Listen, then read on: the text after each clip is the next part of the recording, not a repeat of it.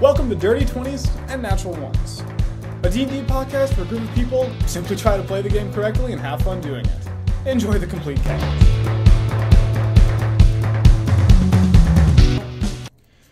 You guys recently had an encounter with what you assume to be a thieves guild of sorts, the Crooked Gem. I'll say you managed to kill two of them, and one of them was captured by a member of the Inquisition. You then decided to call it a night instead of venturing deeper into the tunnels underneath the city, and returned to your hotel, where you simply slept the night and nothing really interesting happened. The next day comes about. It takes you a little longer to wake up. There's no real sunshine streaming through the window. It's a overcast day, pretty typical for Ezel Rose as a whole. Humid air, salt still filling the air, the smell. You can still hear the bustle of the city beginning to wake up and move. Just, it seems a lot less vibrant. As you all wake up, what would you like to do?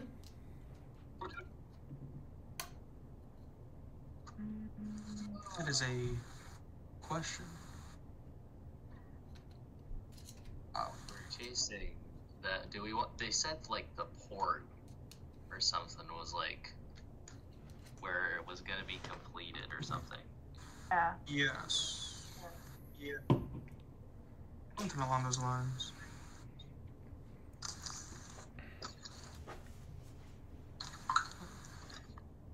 Should we go there then? We go inspect? We could, if we want, go see what the Inquisition has done, if they will give any information out. Yeah, right girl. Sandel? Yeah. Her and the one that we captured for them yesterday. Alright. Oh, yeah. So you guys are heading to Grand Center? Like that's where the Inquisition is. Yeah, I guess so. One sec, I gotta do some orienteering skills here. Alright, we're good.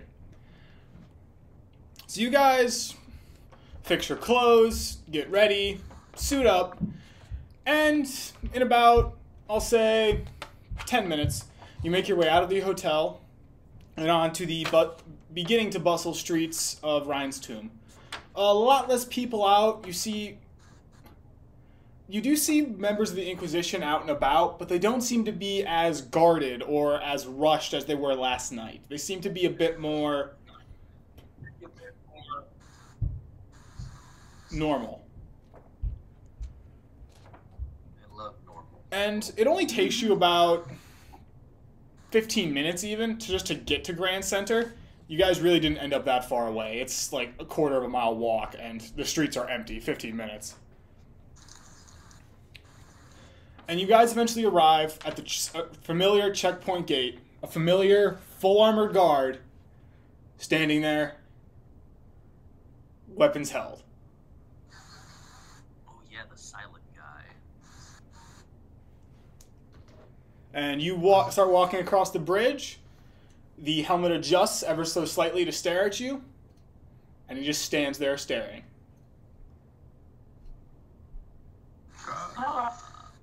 Just like, ayo, is it if we cross over, or nah? Do you have an appointment?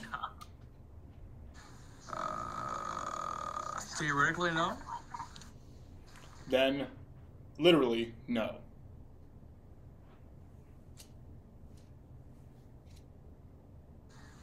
Fair, I guess. Can I ask a question about the port? He doesn't respond, he just doesn't look at you, he just stares straight ahead. What if we had information? Oh, sorry. Sorry, you go ahead. If I wanted to transport something, or a load of things, what would be the best night to do it? Do you say, wait, as a DM, what do you say best night? Yeah, because aren't the thieves So Oh, like, okay. he, like, The guard doesn't respond. He says, questions about city should be directed to town's criers or appropriate members of the members of the industry. all right. What if we had information based off an arrest that was made yesterday that might not have been known? What if we did a good? The guard hears what you two kind of say. Looks at you all for half a second. Turns around and bangs on the gate, and door flies open, and the familiar panting face of the runner from yesterday comes sprinting across the yard. Yes.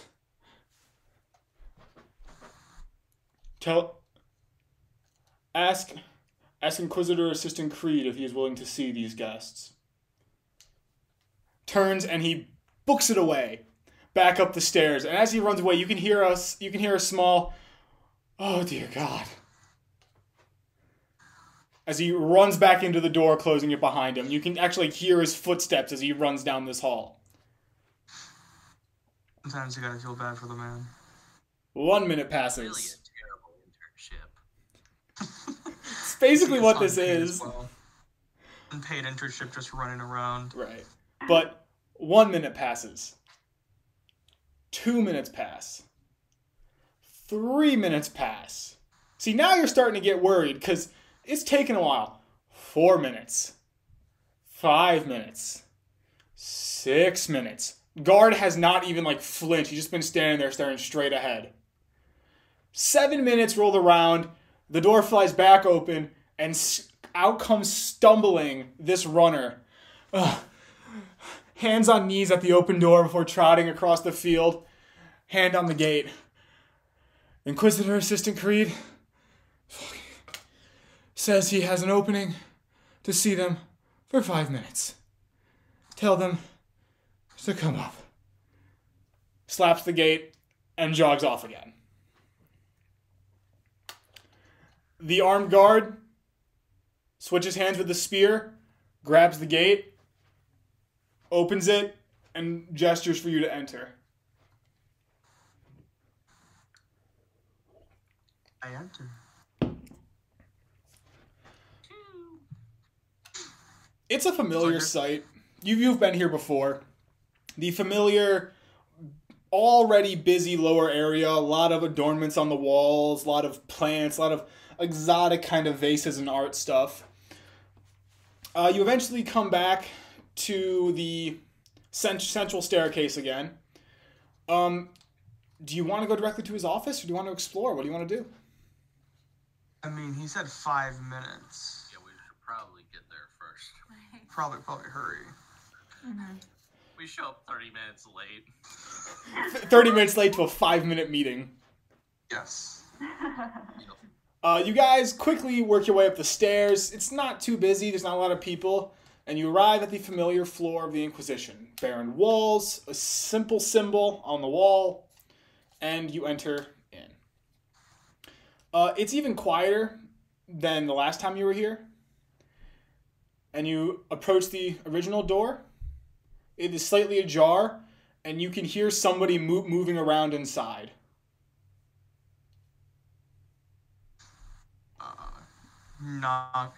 Just knock on the door. It's like, hello, we're here for the meeting.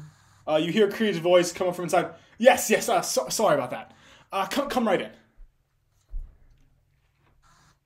You open the door and you see the familiar tiefling that is Creed. Same skin colors, same kind of horns that spiral like a halo.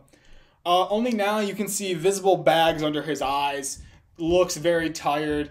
He has basically a 7 o'clock shadow almost coming in. He's been awake a while. I was told you have information about an arrest that occurred last night. Yes. As we were the ones to do it, Well... Sorry, do go ahead. Oh, sorry. We assisted with it. You can see him kind of already flipping through paperwork as you guys are talking.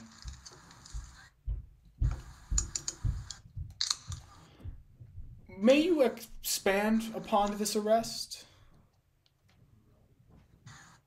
So, what if the guards who made the the arrest were not made aware of where the shipment of the people that got away was going to take place? You see, there seems to be this failure to communicate of sorts. You know of an arrest, but yet I have no arrest on record for last night. At least, nothing fitting thievery as you describe it. Interesting. No breaking at a jeweler's store. Nothing of the sort. The only arrest I have is a drunken disorderly, an assault, a battery, and an attempted burning of a storefront.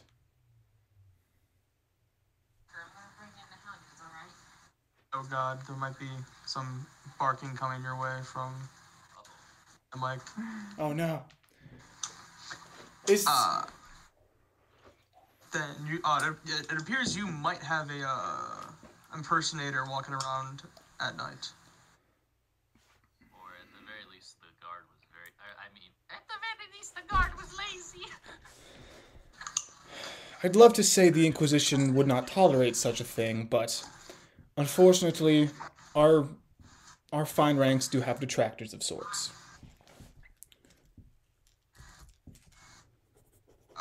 The arrest we're talking about was there were thieves running amok about last night, and we had caught sight of them, tracked them down, and killed two on accident. I promise. Cross my heart, hope to die. And then we had alerted guards beforehand. Soon after, one guard had showed up after we had accidentally killed two. And we had one that we transferred over to them that was still alive. I see. I will submit your report to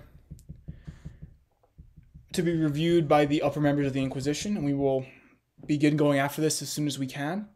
We do have reports of a burglary committed last night.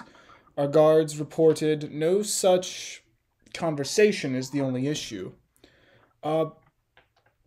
Which I'm not too surprised, honestly. But thank you for making me aware of such an incident. Once again, if you are in town, I will strive to keep you informed of developments involving this case and hopefully bringing this false inquisitor to justice. Unfortunately, with some folk, it becomes quite easy to mimic our uniforms and stature, and not many people tend to question us. I do apologize for any issues or monetary struggles that have become upon you. Would I be able to give like a good description of the guard that we saw? Go ahead and give me, you know what, I'm gonna say, make me an intelligence check. Ooh boy, it's just a flat roll. Yeah. 18. Okay. You get...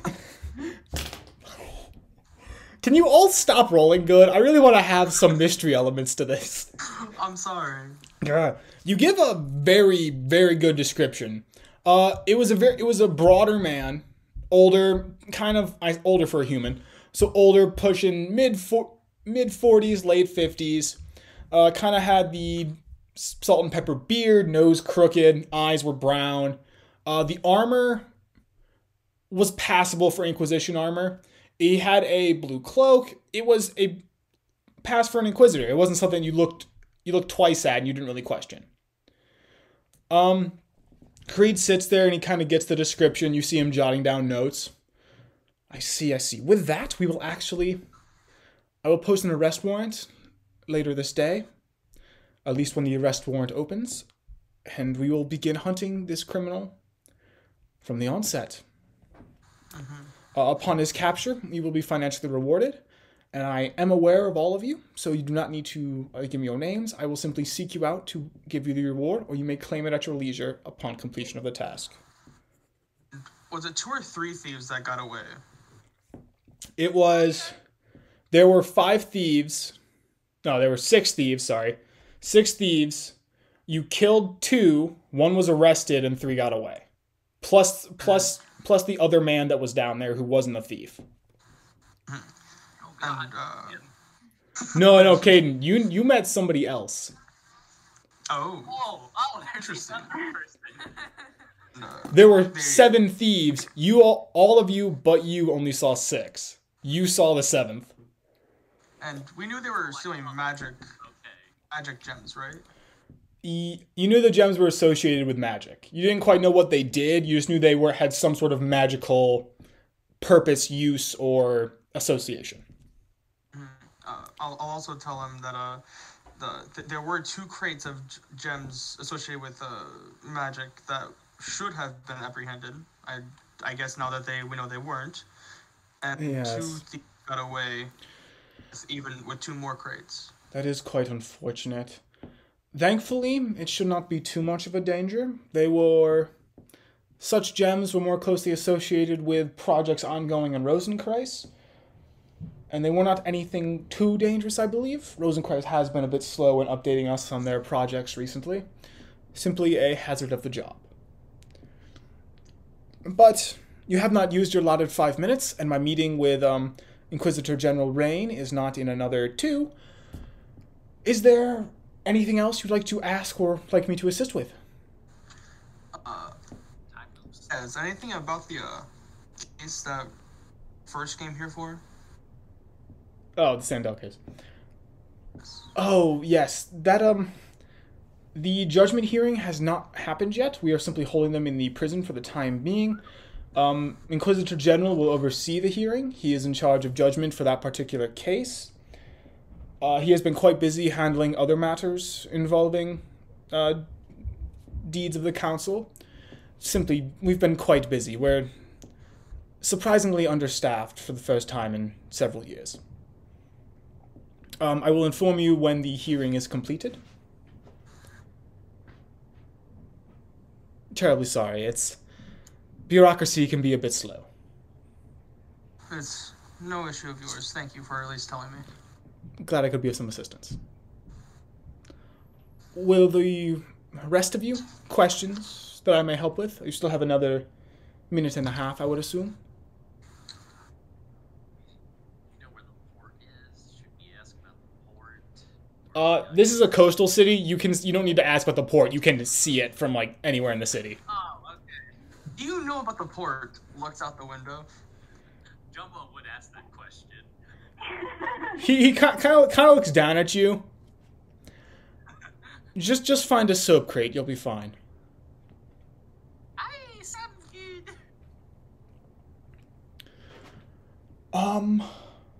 Yes, this meeting is soon to be concluded. Final words, questions, comments, issues, or assistances I can provide. Yes. I am looking for a man named Cross.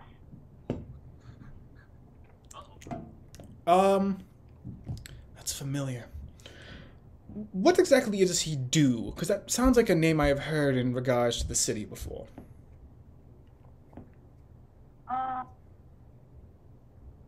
Sure, he had something to do with an orphanage, I believe. Right? Is that it? Can you roll for me I'm gonna call this... Make this a history check.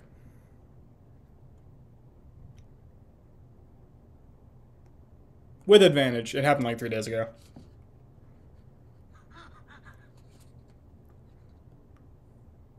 Everyone knows you have advantage. 18. Cross is a gravedigger. Okay.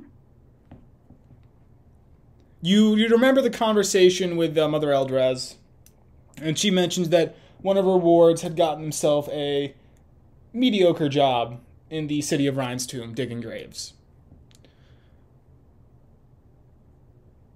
He's a man that digs graves. Oh my gosh. Ah, yes. Yes, Cross is one of our more recently hired, recent in the past 6 months, recently hired caretakers for the ever-expanding graveyard. You will find him in Canvas Town. Most of the gravediggers choose to live there instead. Anything about him? I don't quite know. We haven't arrested him. At least yet. I feel like... Anyway. At least, yeah. Oh, no. I'm quite sorry, but judging by that hourglass, our time has passed. Is there anything else I may assist with? No. All right. Be on your way, and be safe. And you see him gather up an armful of paperwork, and he just kind of walks off.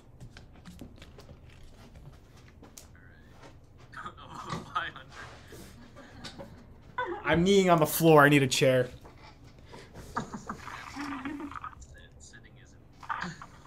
You guys exit the office. You notice there's a few other Inquisitors walking around.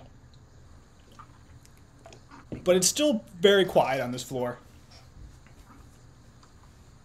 We want to do some exploring, find a prison, find a gravekeeper, I guess.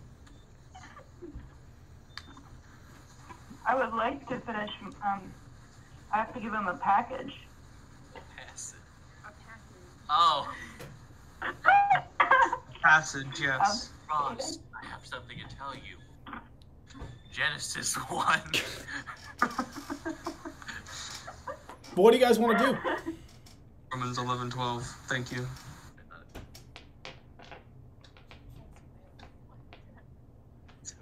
I'll go to Cross. So you're going to Canvas Town. The other 3 members? I don't have nothing in Canvas Town. I'll tag along with them. I have nothing much to do in the city. Canvas Town. Everyone's going to Canvas Town. Yeah. What's? Yeah. I got it written back here. You guys... One sec, I'm checking my notes real quick. There we go. You guys have gotten on your way, and you begin to meander on into the town. It takes you a little bit longer to leave the town. You notice that the guards are kind of lackadaisical at this point. The drawbridges are actually being raised in between people coming over. So they're stopping the other side of the bridge. It's just early, and it just seems like they're just opening the city now. And with it's basically a huge influx of people rushing inside, like throngs of people, and these people are different than you've seen. They're dirtier, hands are wrapped, and they're a variety of races. You begin to see halflings, you begin to see half orcs, dirtier humans, half elves, a lot less just straight humans.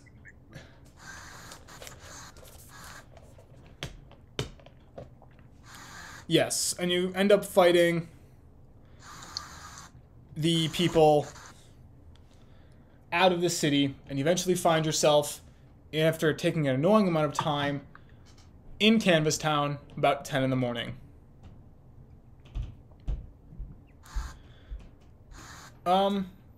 Canvas Town is a city of tents. You drove through briefly, passing the main road of Canvas Town, and even now, you can hear the raucous noise of people drinking, you can smell campfire, cooking meat, the stench of alcohol is like soaked into the mud that is out there.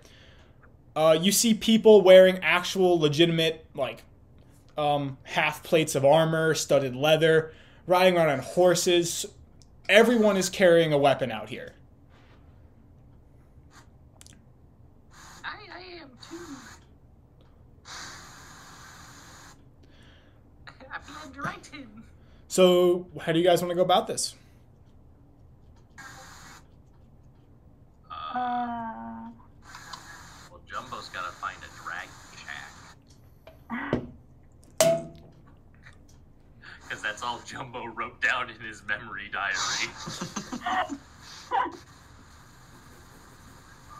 So, Jumbo's not that tall. Jumbo can't see over the tents. Jumbo's gonna ask around if people know where the dragon shack is. Does Jumbo want a lift? Could I have a lift to look around? I'll just pick a Jumbo up on my shoulders. Jumbo, please roll me a perception check. I'm gonna say with disadvantage. Is he so small?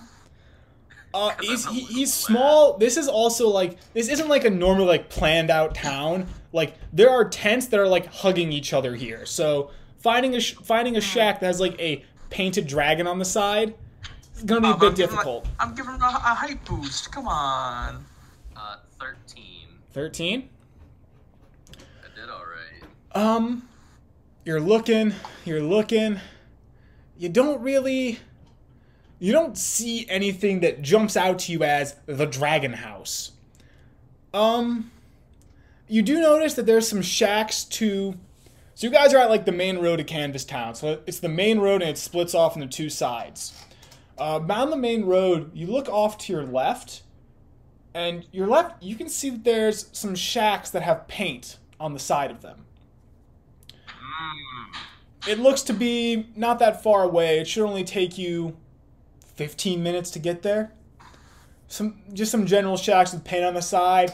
To the right, you notice there's some shacks that have almost like wooden boards being built or people with weapons walking around, but the paint is the thing you kind of pick up on the most. Jumbo's gonna go this way, gang. Towards the shacks. I'll follow Jumbo. Why not? Everyone follows Jumbo. Everyone's gonna go become mercenaries with Jumbo. Oh, yeah. Why not? There's something to do. Oh, no, we have to make sure that nothing goes wrong. Poor Jumbo has fallen unconscious via hitting a couple times now. So walking through Canvas Town, it's relatively surprisingly peaceful. I mean, it's still somewhat loud for early morning. Well, I say early morning. Close, you're about 10 in the morning. It's still loud, but it's not too bad. You kind of weave your way through these tents, taking what Jumbo saw to be the most direct route. You pass some tents that are offering wares. They have almost trays set out. Some of these people have these really unique spiral tattoo designs, going up their arms. Some of them have tattoos on their faces. Some of them have tattoos of faces. And it's kind of a row of tents that are just selling items that are kind of odd to all of you who are from this continent. You hear a variety of languages getting thrown around. Some of it's in Orcish, some of it's Dwarvish, some of it's in... Ooh, I speak Dwarvish. It seems to be a fairly mundane argument about the price of a sword. They're arguing they're being overcharged, the other one's arguing they're undercharging, and then you hear the word, "I'm gonna punch you in the face," quickly followed by the sound of a meaty thwack. Standard Dwarvish. You kind of keep zigzagging through the town, and at one point, what looks like a pathway is interrupted by like a bonfire with a whole pig on it, slowly being turned by somebody. So you kind of have to maneuver through a crowd. I would like Faye. Please make me a perception check. That's not good. Dexterity. For a moment, I thought it was like make a dexterity saving roll to see Oh, if yes. Proud. Please roll a Constitution saving throw. You are now petrified. You cannot stand being in crowds anymore. 4. 4? Okay. You keep on walking. Nothing really happens here. You kind of have to zigzag back and forth, and like, what Jumbo saw makes sense. This is, again, there's no design here. It's someone got here, put a tent up, someone else got here and put another tent up. But what should have been 5 minutes turns into 10, but you eventually do arrive at these sort of series of tents that had paint on them. Some of them are designs of large birds. Some of them are boats. And the smell of smoke is fairly strong in this area. And it's not like a smoke from a fire. It's like a tobacco kind of smoke.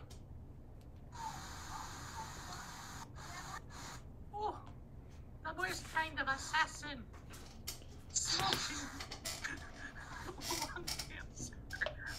Really? Jumbo never change. Jumbo never smoked in a day in his life. So there's about 6 tents here. As you walk up, you quickly are able to see that on the side of one of them, in red paint, is this beautiful, actually like very well painted red eagle spiraling across the side of the canvas. Another one has a beautiful painting of a spiraling stream of water reaching to what looks like the sun. And farther back, you see a red dragon, a small symbol painted on the farthest tent back. The current tent flaps are closed, and the smell of smoke is strongest from this area. Jumbo would like to dash into the dragon tent and yell out, Fire mortal fire whip! You dash in, and you're hit in the face by that acrid smell of smoke. And as you yell out the name, you hear a gruff voice say, "Who? What? Oh, God, there's someone here." You hear a tapping as he knocks his pipe. "Well, go ahead, open the door. I guess I'm open. I was enjoying this, too. Well, what can I sell you today?" Does this man look like an old halfling with a mustache to Jumbo? It is an old halfling, a large, it's a Sam Elliott mustache. The hair is pulled back, it's covered by cloth. The face has signs of age on it. One eye is kind of white and discolored, and there's a pair of spectacles kind of sitting down the nose. Somehow they look completely bookish and like a drunk blacksmith at the same time. "Well, young man, what can I do for you today?" I was sent by a whip-eye. Close those tent flaps. I said close them. Jumbo They- closes the door. The rest of you, I'm assuming, are still outside, right? I thought I went inside. Oh, you all went inside. Yeah, I'm just like... Oh, okay. I'm Staring dumbfounded. really confused. So Zephyr's inside, Jumbo's inside. Faye, are you inside? Yeah, I guess so. And Dickless Outside. outside. Dickless, you just see these tent flaps, and it's just the smoke is gone. You're just like, okay. But inside, Martel tries to stand up and like loom over you, and even on his chair, he's still shorter than both of you. Both Faye and Zephyr, he's still shorter than both of you. He's shorter than me. Well, he's on a chair right now. So, Whip-By sends me. I have no idea who any of you are. Who the hell are you? I be a Jumbo Big Noodle. That's a fine name right there. Sorry, what was it again? Jumbo Big Noodle. Got it. And then these would be your slaves? I mean, your slaves? No. Can I punch him? My compatriots. Roll to attack? I'm not slave. Is that a 20? Or is that... What'd you roll? No, what is this Natural dice 20. for the attack? Oh yeah, you roll your d20 to attack. You don't add your strength modifier, and that's it. Okay, 11. 11? 11 will hit. This dude's not, he's old. He's not exactly like a fighter. He's not even wearing armor. He's wearing like a shirt and some pants. So you step up and wind back and whoosh, you bring your arm forward. Your fist connects square in the middle of his nose. Go ahead and roll me a d4. Oh god. You're gonna kill the man. What'd you roll? 4? Oh god. There's a satisfying crack under your fist as you wind up, and the chair he's on does this, and he goes back, and you hear a thud on the ground, and a kind of a twisted voice comes back and saying, I feel like I might have deserved that. And you hear the chair rights itself, and he pulls himself back up. Did you have to break the nose? Sorry, God. I don't know how much strength I have. You did assume we were slaves, so. It was a fair assumption. No, it was not. I don't see many tieflings around these parts. I feel like I'm not justified at all, I'm now realizing. Oh, shit. Sorry about my social faux pas. I'm just an idiot, really. But It's alright. I heard you did some killing done. Whip-Eye really holds nothing back, does he? I know you don't. You just said to come here and I wanted to do some killing. Ah, but you a killer, are you? Ugh. I've killed 2 people. 2 people. I'm dying. Well, then I've got a job for you. Well, I've got multiple jobs. You see, I want a member of the Inquisition dead. Name's Creed. Actually, Oh no! you said 2 people, right? That might be a bit too big for you. Oh, probably. I don't wanna hurt Creed. He's like a nice guy. Well, alright. Let me think. See, when I hear the word killer, I expect a bit bigger. Well, then. There's this thing that lives in Glazend. Specifically, it lives in, why is my handwriting impossible to read with one eye? It lives in Rhinestoom. They tend to run the smuggling out of that part. And we'll be right back. Sorry, I'm dying right here. I'm choking. So, Okay. Don't choke. they seem to run the smuggling out of Rhinestoom. And they've been encroaching a bit on a bit of my business there. Well, my business, the business I work for. If you're more than willing, you can head to Rhinestoom and pick this person off. I'll be happy to pay you. Ooh, what could you define this person a bit more for me? Well, they're only ever seen at night. They got a big black cloak with this amulet sitting in the middle of their chest. No one knows what the amulet is. No one knows what it does. They've been responsible for kidnapping people. And the issue is, I need mercenaries to send on jobs. So the more people that get kidnapped out of that town, the less people I can pay to do jobs.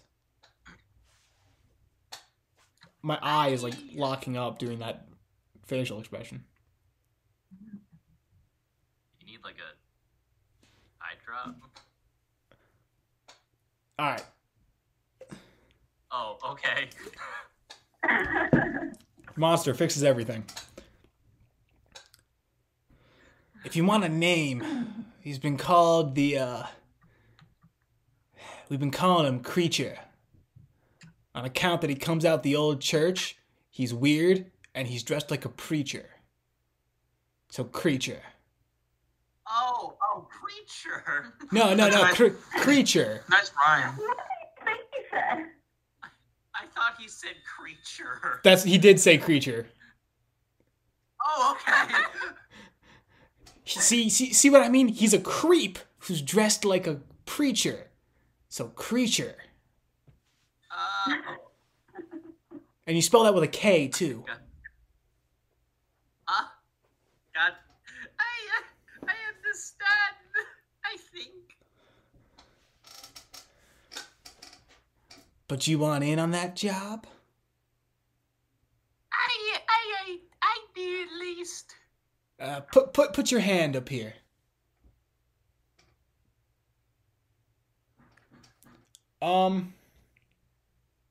Make me a dexterity saving throw. Oh God! Where'd you put my phone? Why? That's the dice. Come on, Jumbo. God. Ooh. Oh, Jumbo rolled a 21, baby. Let's go, Jumbo. I rolled a 10. Oh, let's go. You put your hand out, and in a quick motion, you see something come up and come down. You move your hand to the side, and slamming in is this kind of dull object, and you can see it's like an emblem press, like what would almost be used on a signet ring, is now slammed into the table. Jesus. And you can hear a sizzling noise as the emblem burns into the table. You know you weren't supposed to move, right? Now, put your hand back. We gotta do this anyway. I'm gonna roll for how willing Jumbo is to do this. Hold on. You can also try to All right, negotiate Jumbo if you puts his want. hand back. He's ready this time. Why, what? Jumbo's ready this time. He puts his hand back. This is how you get into colds, Jumbo. There's a flash of pain on the back of your hand. And it's there for 2 seconds. You're not going to take any actual damage. It's just like a first degree burn. Oh. And he pulls it away. Hey man, I can do this. And you see him place it back underneath the table, and he leans forward and says, "All right. Welcome." I can't read my notes. Welcome to the Rose Hearts. It's a pleasure to be with you, I guess.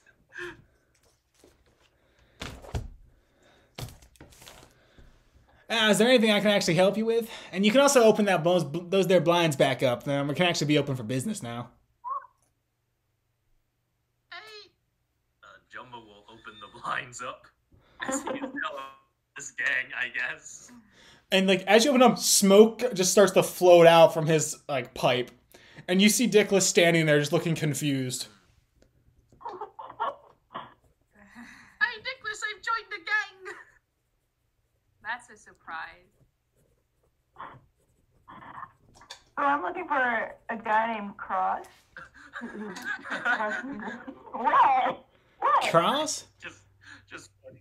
I don't know a name like that. You got anything else for me? I mean, after you broke my nose and all, I feel like I deserve something. You want another one? I mean, no, but you also need information. Okay, how much for this information? Well, you're doing a job for me. That's the payment. I just need more. I need more details to give you your information. Oh, no. I'm not in this job. Well, in that case, 2 gold pieces. Oh my god. Okay. Where can I find Cross Digger? Cross the Grave Digger. The grave diggers live on the far right side. They got a whole little area set up. They actually kind of built themselves a fence. The squirt hasn't gotten around to painting their stuff yet, so. I thank you. All right. Anything else I can do for you today, Jumbo? What do you actually do here besides brand people painfully? Oh, I hand out payments to the other knights and I sign on newcomers. I'm basically the bookkeeper for the Rose Knights. Oh, So that is what he actually does then. Yeah. so this isn't like a really secret organization. It's just an organization. Well, mercenaries, mostly. We try to keep the, Oh, less legal stuff on the shadow side of the job. I mean, officially, you're a member of the Rose Hearts. Basically, I'm contracting you out to some people I know.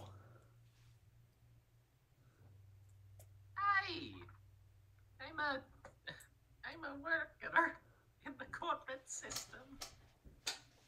That's the best way to think about it. Where's the Rose Knight's sister location?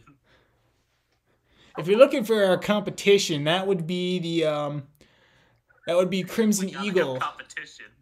Well, if you're looking for competition, that would be Oh my god! the competition would be Crimson Eagle. Those bastards are right next door.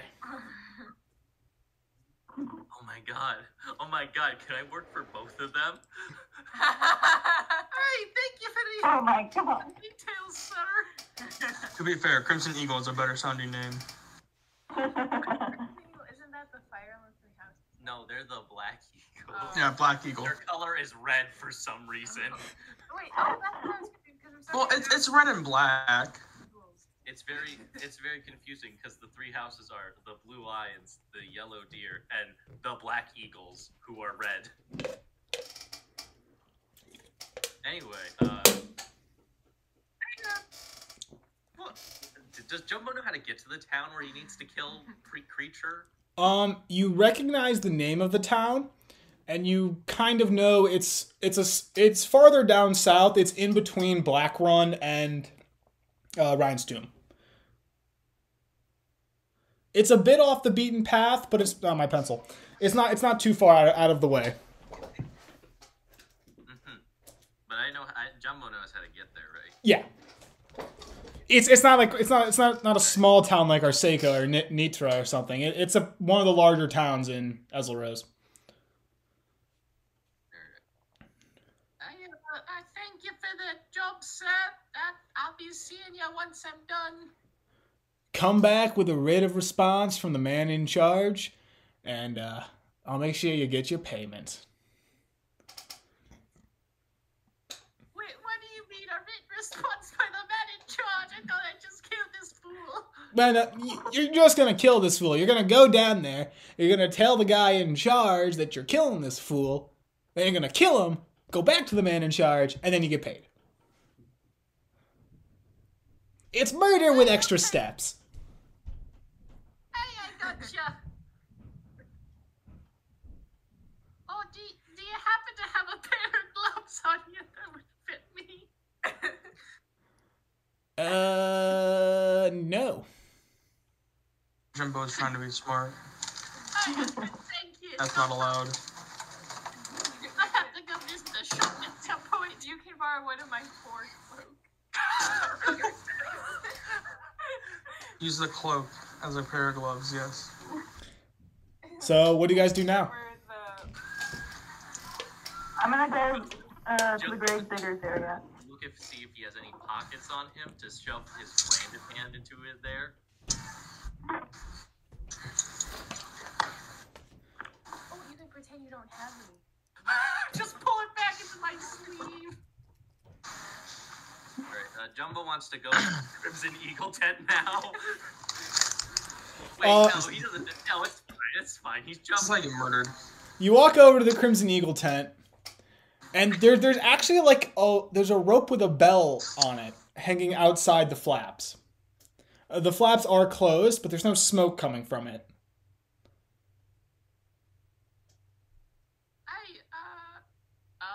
I'm gonna ring it with my not branded hand. Ding ding ding ding. Yeah, yes, please come in. I enter. You open the flaps, and in a much cleaner, there's like tables set up, and there's a counter, and sitting behind the counter is this wiry human. They're very skinny. They have a ring on one finger. They're dressed kind of like in a business sense. And they have a quill in one hand and they're writing. Yes, welcome to the Crimson Eagle. What can we do for you? I heard you do work for mercenaries. Somewhat. We are in fact sell swords. Not quite in the same vein as those bastards next door, but we are focused more on, we do more protection and monster hunting than anything else. Oh, Jumbo is currently reconsidering joining the Crimson Ask Eagles. them who their other biggest competitors are. Good. How much killing is involved in your jobs? Well, depending on the variety of job that you go out for, protection jobs tend to vary between none at all and mass murder. The monster hunting jobs depend on the monsters and the variety that you are hunting.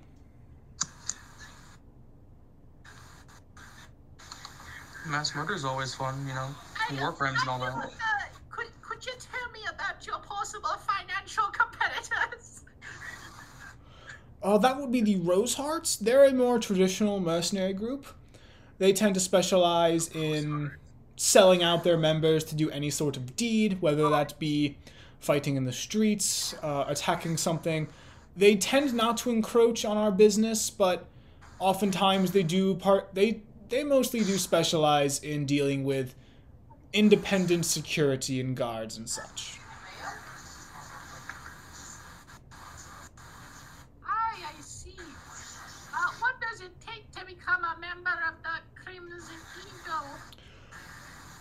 Well, to become a full-fledged member, you will undergo a 6-month trial period in which you'll be given various jobs under various different skills, and then you'll be inducted as a full-time member. We do, however, offer some jobs to anybody who comes in. We simply provide you with a seal dictating our name, and that will get you employed for the brief time for the duration of the simple job. Oh god, this place sounds a lot more petty than this freaking dragon chat. What does Jumbo want to do? Hey, do you have any jobs for people who aren't affiliated then?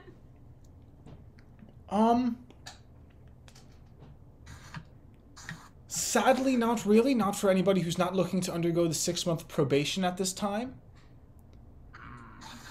I gotta join to get a job. If you are willing, so hard today. I may be able to advance you up our possible employment ladder if you are willing to undergo a preliminary job.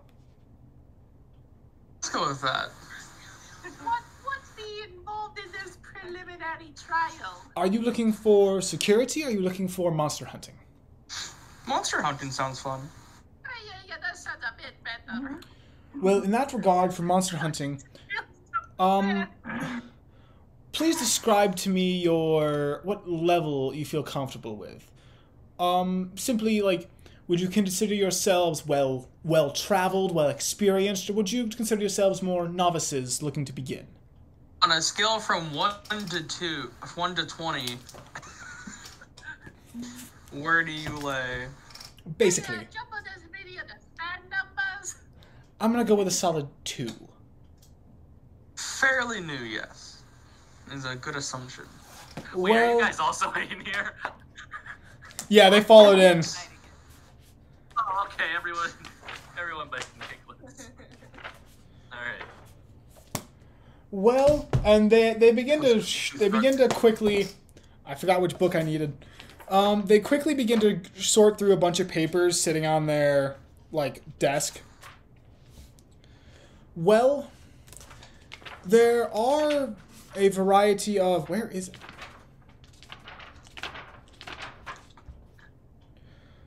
There are reports of a troll besetting the forest of Enreft.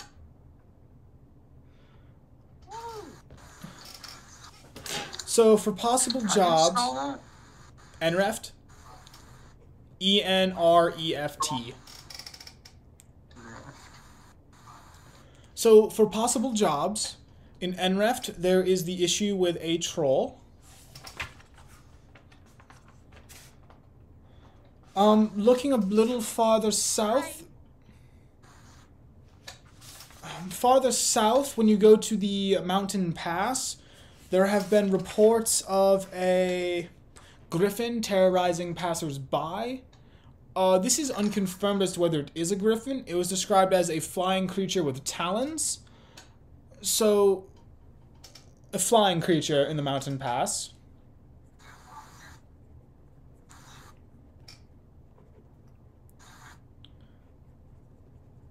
Could be a... Could be a bat. Very well could be. We have not had any major reports, just it's been acknowledged that it exists.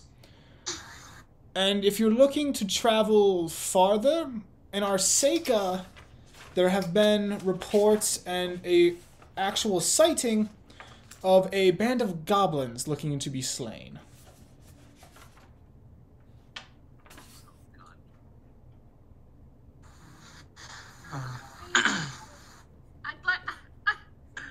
I'd like to ask the audience what they think. I'd like to ask the party members what they think. Clearly they're invested in this, I guess. I would rather not go too far away if we were to do any of them, because I would like to know what happens of the case when it happens. Oh, yeah, Of the trial. Mighty girl. I think I'm getting a little too ahead of it. Probably, but come on, know that.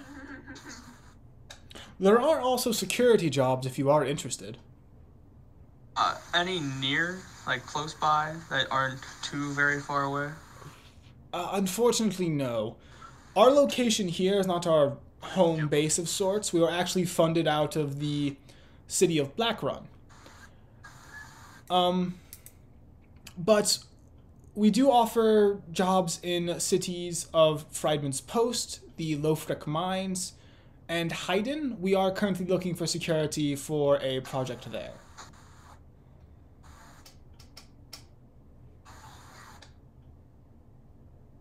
The closest would be the troll at Enreft Forest. Ruffle could just go and kill the troll himself. You know, you don't have to come. We do have a cycling of jobs, so new jobs will come up if you're willing to wait a little bit. How close is Enreft Forest to here? It's about, not too terribly far, like 40 miles, about the distance to Gold's Peak. So it's 2 Like days. a day. Yeah, a day and a half. Day and a half to like get there, and then... I think if you want to kill something, the troll is a nice one to take on. I mean, you don't have to come. I know you're concerned about prisoner girl. They might have a magic user send me a message or something. Or if, maybe, that's a possibility. I mean, I'd like to get killed too. I don't know about the rest of yous. Well, I have to get my business done in this city, and then I can go and do that. Whatever. That's all the missions. How do you feel out there? Do you want me to ask Dickless their opinion on... How do you feel? Oh boy. Well, I don't have many ties to this town, so I could go kill a troll, I suppose.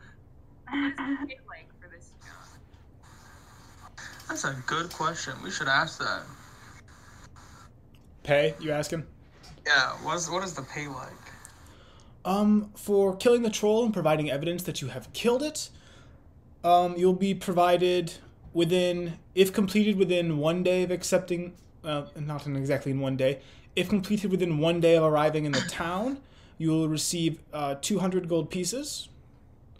Completed within 2 days, 150, completed within 3, 100, completed within 4, 50, completed within 5, they'll receive 25. And from there, you are simply receiving less and less by the day. Wow. God, this is terrible.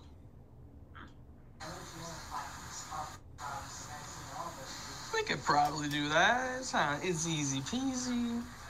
I'm just trying to measure how much Jumbo hates all of this legalese.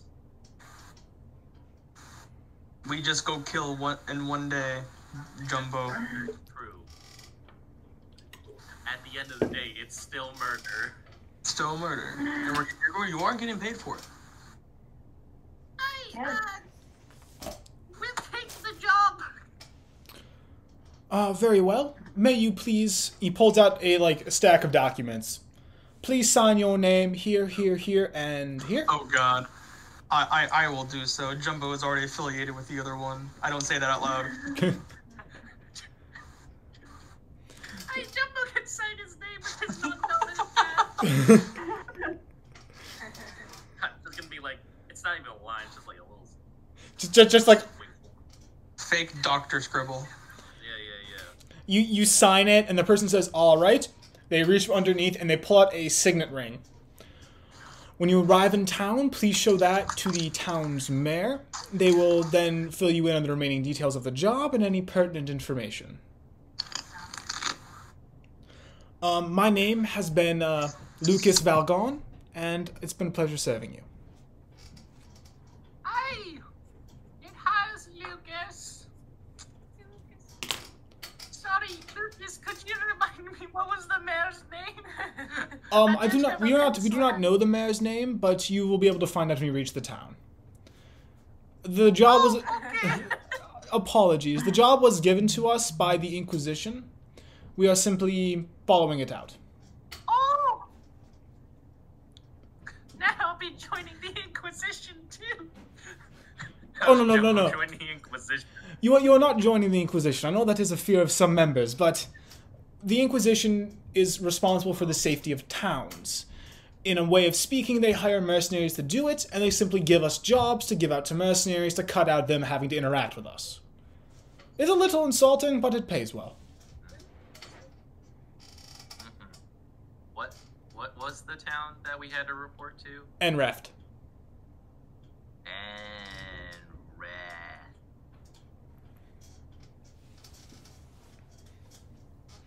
All right.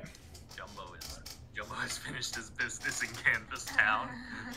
Wait, Jumbo needs to find a glove. Well, you exit Canvas Town. You exit the tent.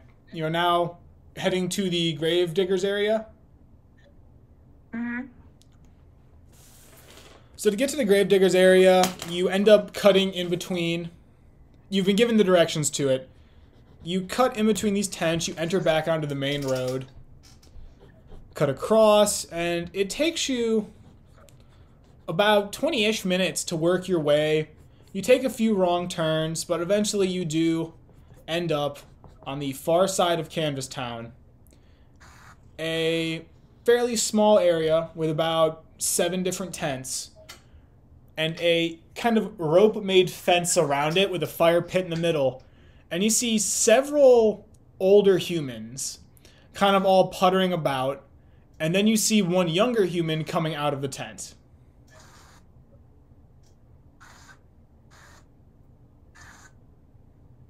They're all kind of carrying shovels and heavy bags. Excuse me. I'm looking for a man named Cross. The younger man looks up. That would be me. Who in the name are you? I am Frey. Faye. Well, Faye. Okay, that answers nothing. Why are you here? I have a package for you from the orphanage. Gold Rock, right? Was it Gold Rock? Peak. Gold Peak. He comes out,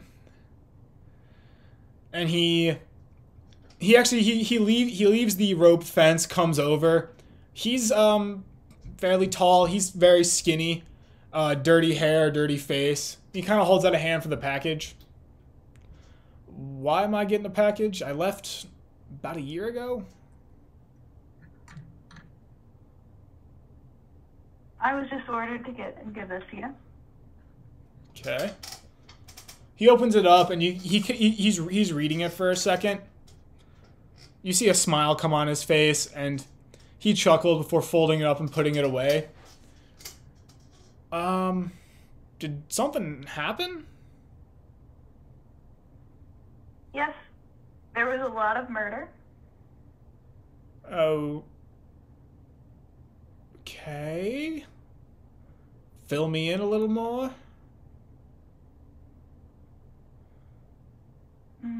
Basically, what happened was, there was a girl, another house elf, that was being tricked by a cult, in a sense. Wait. Our group, and... Sandel? Well, he does not seem surprised. Let me guess. She's dead already? I think she's dead. She's in court right now, that's all I know. No, so wonderful. What did she get tangled up in? I mean, I knew she was learning magic and stuff, but... Necromancy. Okay, that's, again, not surprising. The blue-eyed cult, to be specific. Those fuckers? Yeah. I've heard the name. I don't know much about them. You want to walk and talk? I'm heading to my shift tonight. I'm a bit curious of what happened. You want a Coke or a Sprite? I mean, Yeah. we weren't exactly close in the orphanage together. I was always off trying to make money, but pretty bright. I didn't think she'd end up with whatever that is. So you guys gonna walk and talk with him? Sure. Okay. So, are there any specific details you don't want to share, or are you just going to tell them everything you know?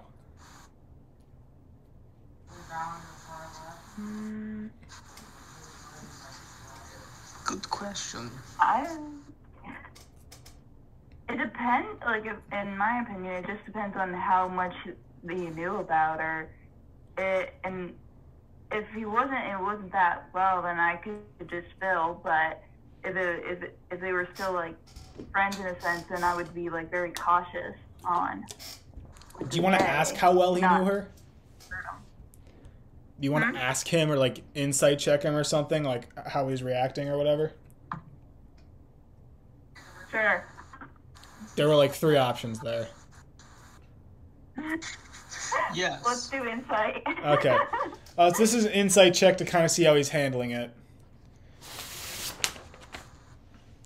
So... I got a 5. So, 5 total? It doesn't I make a made difference. your wish. Total. I made your wish to not use big numbers. You can't quite get a read on his face. He's keeping it pretty stony. He doesn't seem to be reacting.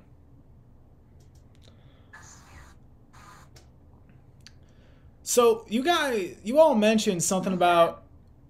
And I'll just straight up ask, did you know Sindel very well? I mean, I grew up with her. We hung out together. We were the 2 oldest kids there for a while. I eventually said I eventually left to go make some money for myself and the orphanage. It's in whole, but we were pretty close growing up. We stuck out for each other. She started meeting up with the old man on a pretty standard basis, started learning magic. But she had dreams of going to Rosencrantz and just never came together. She kind of got mad after that. Said something about felt like she was thrown away or something. She was kind of waxing philosophical. I didn't quite catch most of it. But you said you got tangled up in a cult? Yes. Never struck me as the type to end up with that. And blue-eyed cult. I mean, I've heard the name. I they've always been more of an urban legend, though. A bunch of nut jobs that run around. Anything you can tell me about them? What do you say? Anything you can tell me about them? Necromancy, murder. Exact opposite of what I strive to be.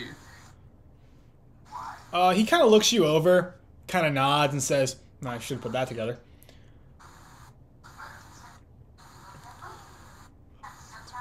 Do they have a... You know, Symbol? now that I think about it, she wrote a letter to me a while ago. I think I burnt it because I needed fuel for the fire, but she mentioned something about major change coming to the country and something or other. I kind of ignored it. She drew something on there. I thought it was some magic symbol or something. What did it look like, if you remember? It was diamond-esque and something in the middle. I don't remember. I It thought it looked was... like this, and I'll pull out the little signet. Tilt his head. Yeah, it did look like that. Oh, I've seen that too. Wait, where? It's in one of the crypts. I think it's actually one of the ones I maintain tonight too. Okay, so to verify about the quest earlier, the money starts going down once we arrive, right? Yes, upon arriving in Okay. town, the money just decreases. Okay, so we can do stuff before we even go there. Their logic being I, they don't want to penalize you for travel. Yeah. I kind of want to inspect this out, gang. I mean, do you? I don't care. I got jobs. I got a bunch of stuff to do before the crypt. If you guys want to come back later tonight, we can. I'm cleaning out crypts later tonight. Come back. I probably can sneak you into one of them. Now, Jumbo, hear me out. Grave robbing is so much cooler than murder. Sorry. Grave robbing really doesn't help me kill anyone, so I don't But really what if- like it. Now, Jumbo, what if there's magic stuff in the grave? Helps you kill people. It's not like I need to rob a grave to kill somebody, so no, I don't really care. I got a fancy knife and a whip. What if I give you 50 gold to come along? Ooh, that'd be mighty tempting. But I still got me moral compass. What more? And I thought you were the religious one. Oh, only commit. I am.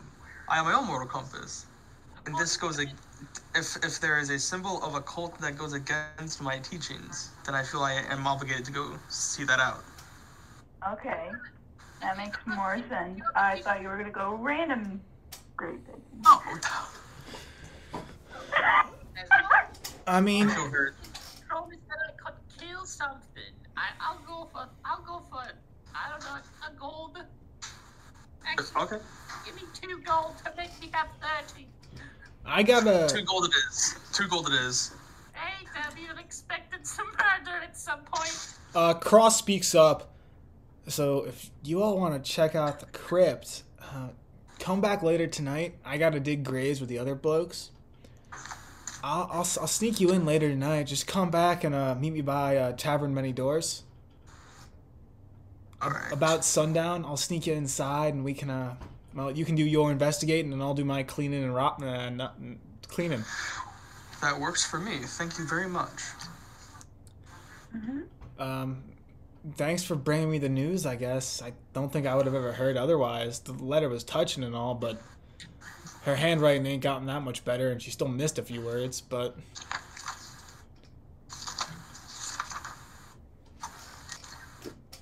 He's gonna start walking off at this point. Whistling as he has a shovel over his shoulder. So, you guys have roughly most of the day until sundown. Is there anything you want to do?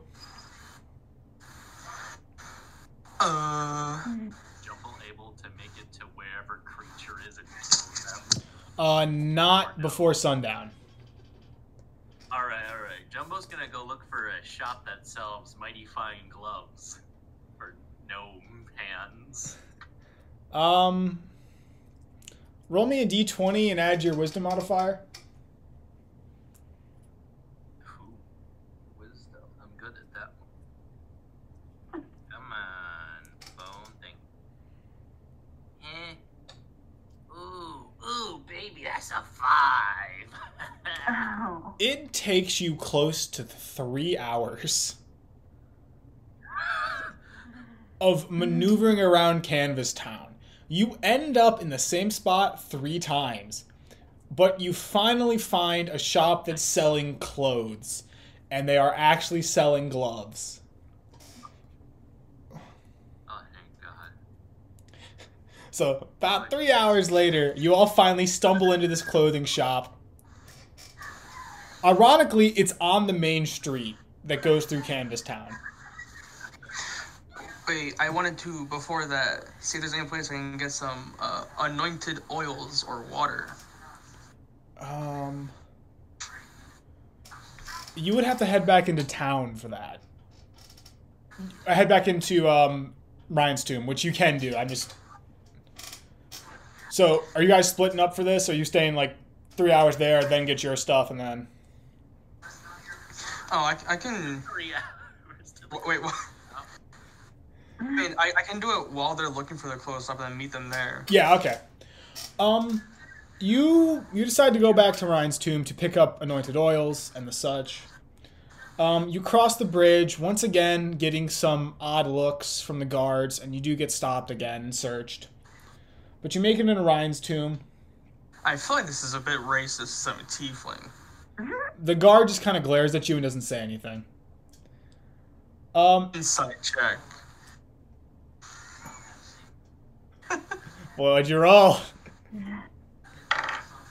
Ooh, that is a 22. 22. It's 100% racism. A bit rude. Because tieflings have tails. I'll just flick my tail at him. You hear the guard kind of growl, but he keeps doing his job. Then I'll venture forth. You wander about the city about an hour and a half. It's clearly marked and clearly laid out, and you eventually do find a series of temples. There's a large tower that sits in the middle, and around the outside of the tower are a variety of temples.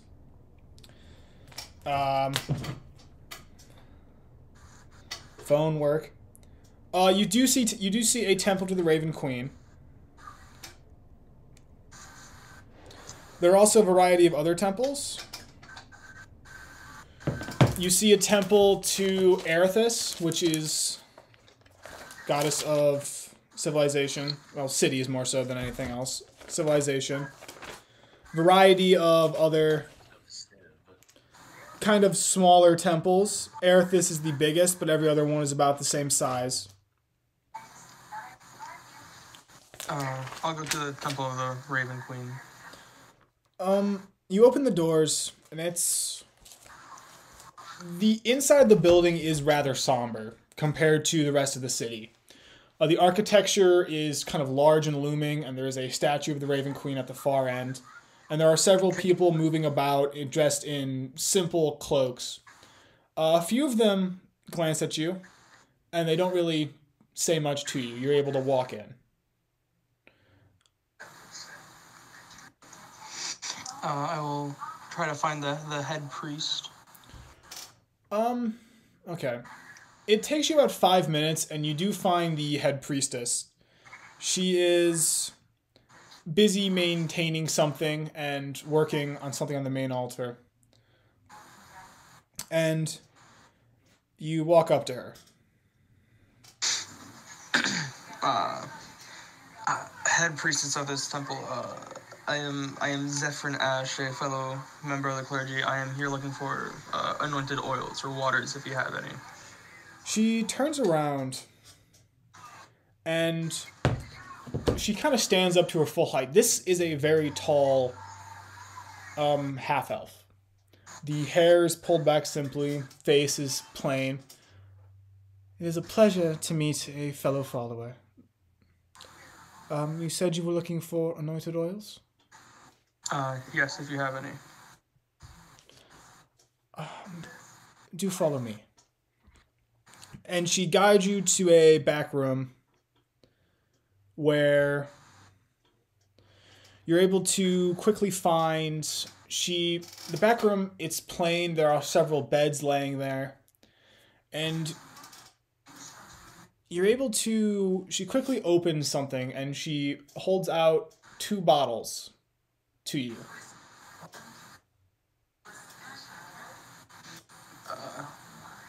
I would take them and ask, how much would you take in return? For this time, we ask for nothing. It has been long since a fellow follower has found their ways into our hall. This time. Gotta keep that in mind.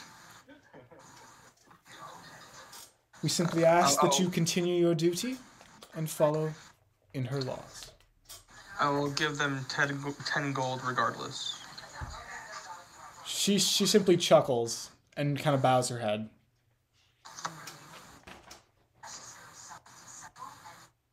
I thank you, and I don't think I ever caught your name.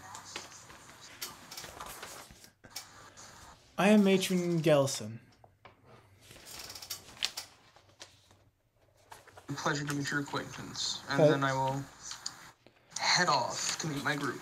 A pleasure to make yours. So you head off to meet your group. So it took you about an hour and a half to get there. It takes you only an hour to get out. You manage to find the clothing shop right as they get there.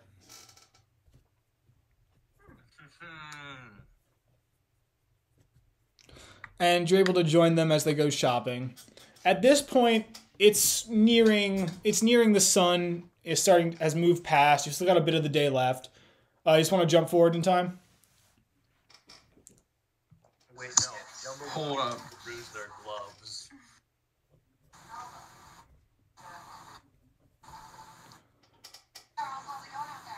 Jumbo wishes to look at their fine glove selection. The glove selection is not fine. They're very much like riding gloves, workman's gloves, smithing gloves. Fine is not the word that would be used here. What looks the dirtiest or the prettiest? The prettiest are a pair of riding gloves that cost 1 gold piece. The sturdiest are a pair of forged gloves that cost 2 silver pieces.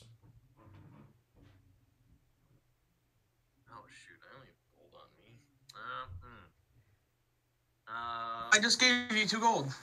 Yeah, but I don't want to give the man a gold piece and be like, all right, 98 silver, please. Let's go. I can give you 5 silver if you need it. Because of change. Oh, okay. I'll borrow 2. Well, hang on. Let me decide what kind of gloves Jumbo wants today. How fancy does Jumbo want to be?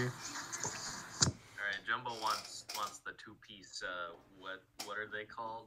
No, Jumbo wants the riding gloves. Never mind. Forget the dice. Jumbo wants the Jumbo's fancy. Jumbo's fancy. Jumbo sees fancy. So- Riding You go up to the shopkeep, you put the riding gloves on the counter, 2 gold pieces.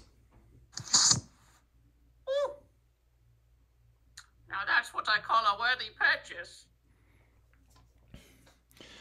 You have now received your riding gloves. They do nothing except look really nice. Sorry, what? Nice.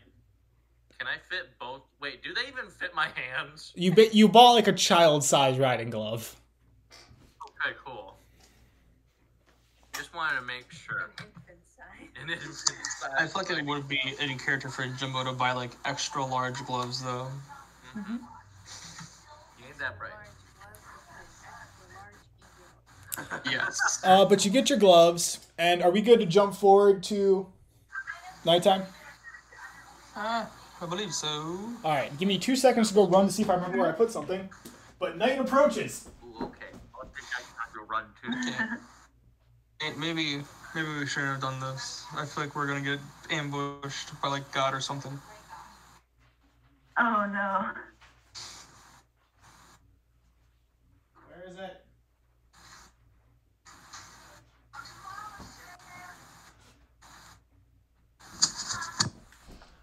was working on my notes last night, and it got to be like 2 in the morning, and I lost them. But night finally approaches, and you all make your way to the aforementioned Tavern of Many Doors. It's a fairly small building. Sorry, what? Nothing. Ignore me. Okay. You make your way to the Tavern of Many Doors. It's a relatively large building, actually, compared to the other things on... compared to the other buildings around Canvas Town. It's like the length of 6 tents, about as thick as 3, and you can hear the laughter of people inside. You can hear live music coming from inside, and you can smell cooking meat. And like looking inside, the floor is maintained. Like they've actually started putting wood planks down to make some sort of floor on the mud. But quickly, before you can really get too attached to it, Cross walks up to you. He is covered in mud. It's on his face. Looks very tired. One of his hands is wrapped in bandages. Oh, he actually showed up. Yes. Well, shall we journey on to the wonderful world of deceased corpses?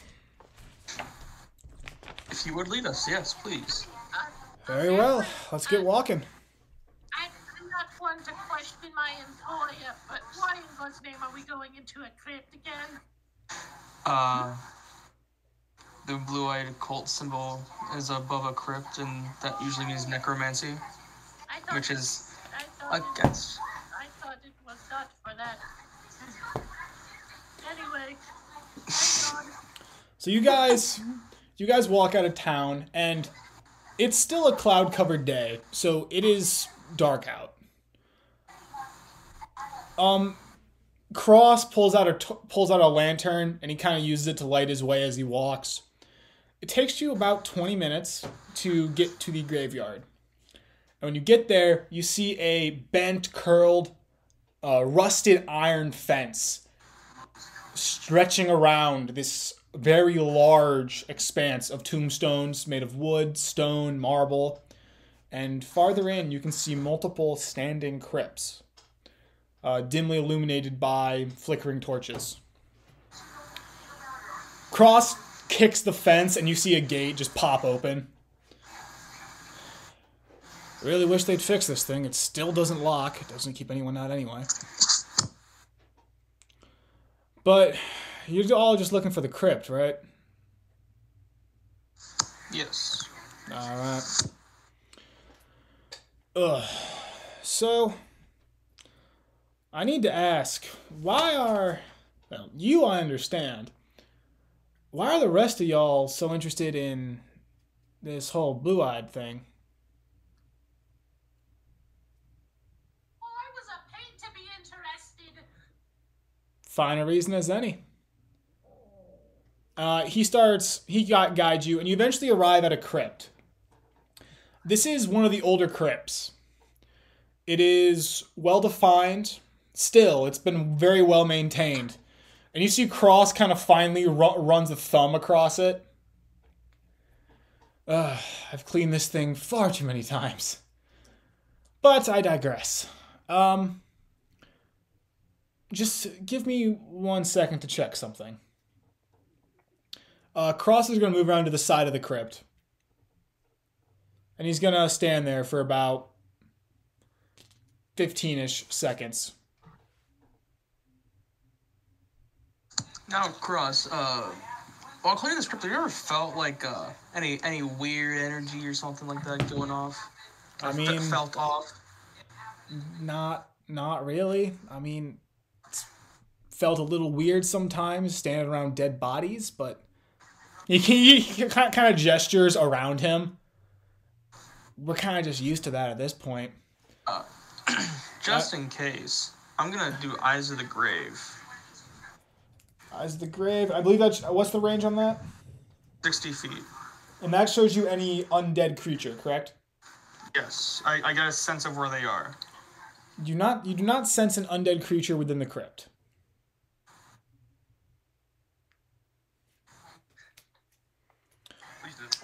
Cross says, well, you all ready to head in? The last people that went in said they didn't find anything interesting. You cut out right there, for me at least. Well, I hate that. well, the last people that went in said they didn't find anything interesting, so you're up to head in? Yes. He pulls off a thick set of keys from his belt. He puts it into the door.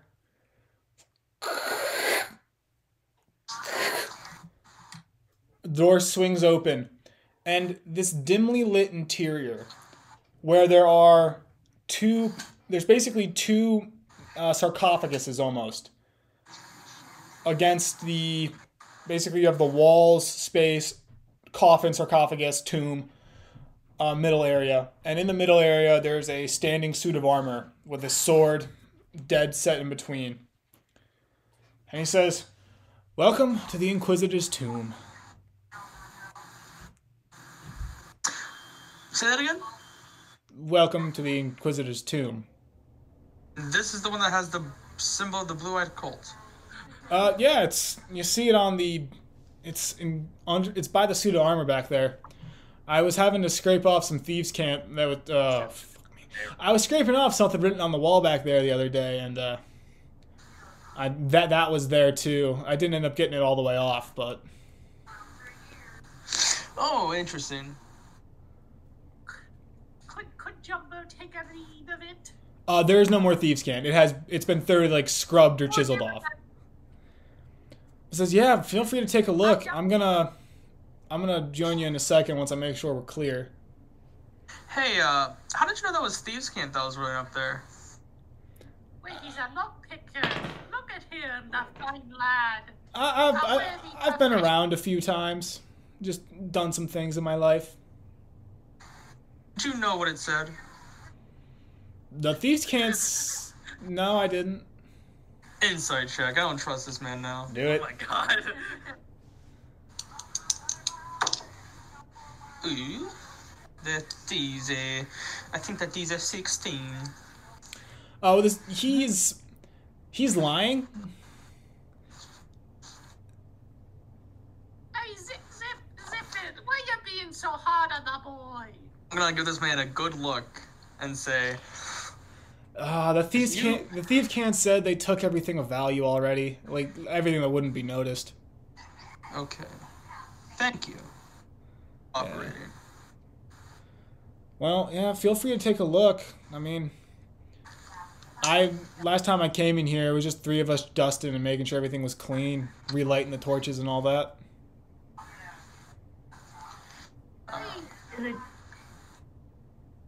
Are the torches lit? Yes.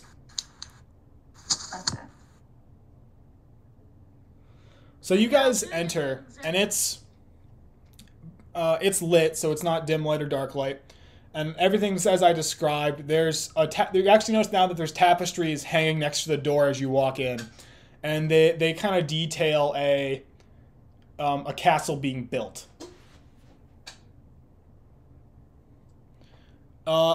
It's not exactly a large building. It's only maybe the space is probably only about 18 feet wide.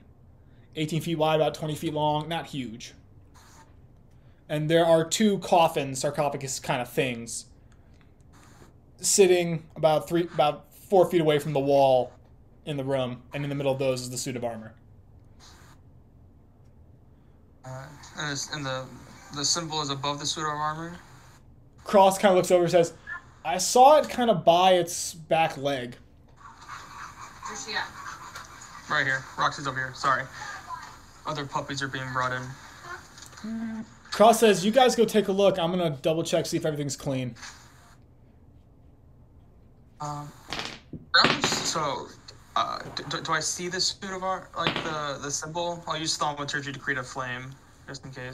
You look over, and it's kind of obviously carved, and it's as if, because it's sitting on the ground, it's carved kind of faintly. It's been scrubbed a few times.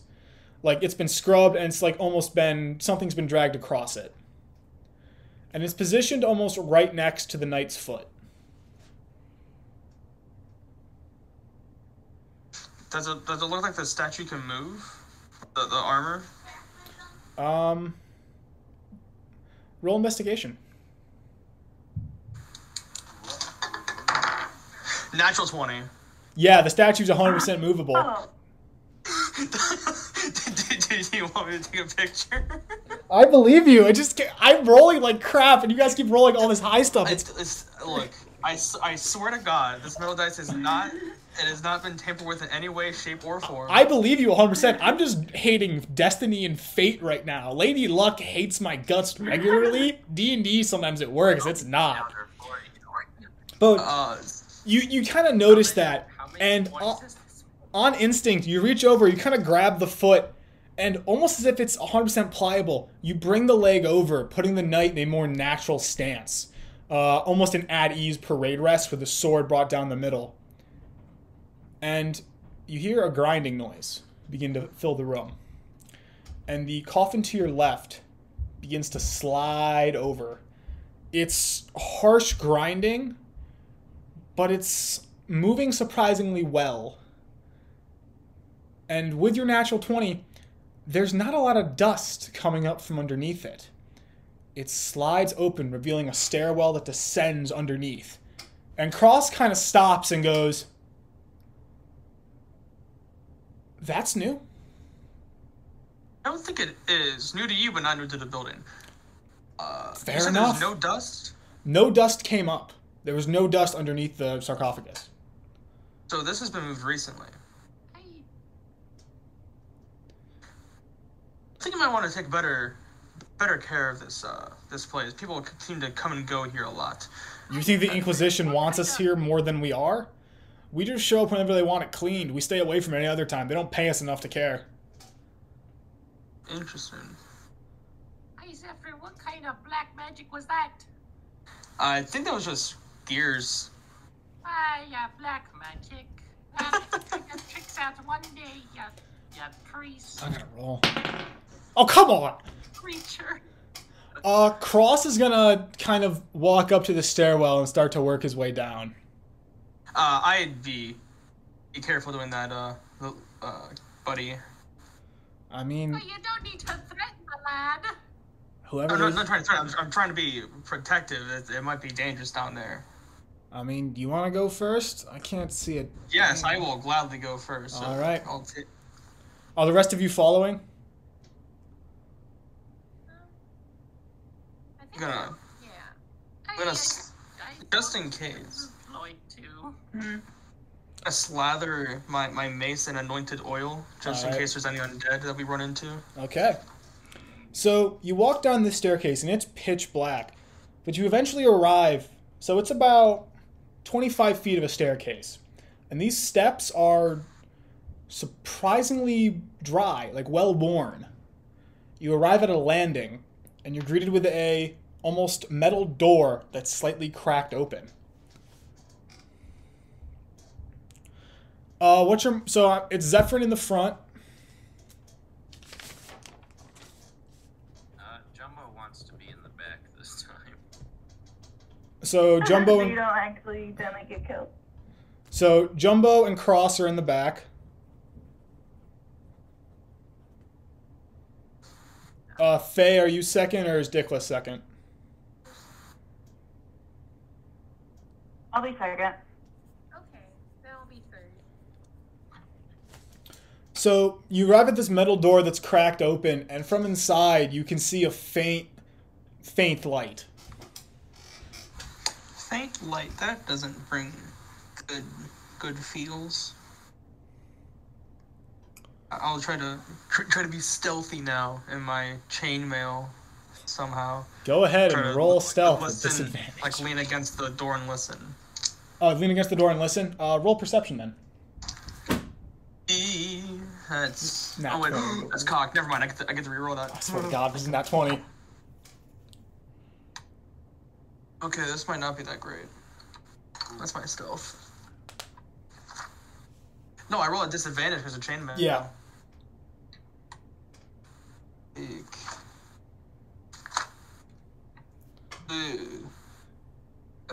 That's a measly 15. So 15 stealth to listen against the door?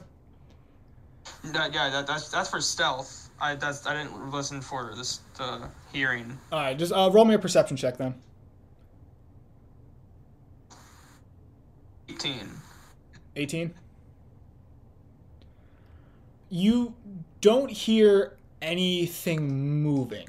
There's a faint noise, but it doesn't resemble footsteps. It doesn't resemble wind. It's something is rumbling, but it's not gears, it's not footsteps, it's not wind. I'm gonna do a Yale the Eyes of the Grave. There is no undead within 60 feet of you. I don't like this. Do you open the door? What do you do? Can I like peek in a little bit without Peek making a in. rustle? You see an empty room. I drew this out on one of these pieces of paper somewhere. You see an empty room about 30 feet long, 30 feet wide.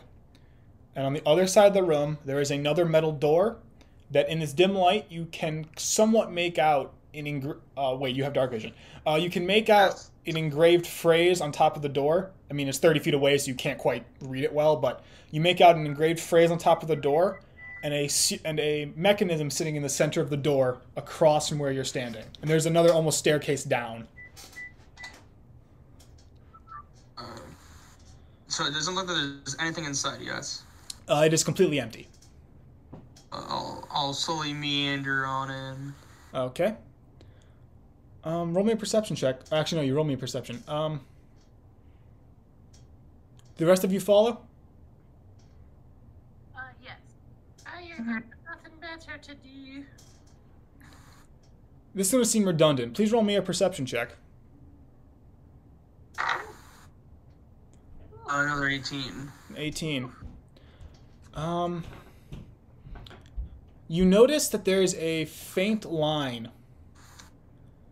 across the bottom step that you're walking down before entering into the room. Jumbo got a nice 6. Jumbo, I'm gonna roll. Actually, yeah. So Zephyr notices it. Do you inform everybody else? Yeah. There just seems to be like a little tripwire here or something. Okay. All right. So everyone else now knows about it. Do you just step over it?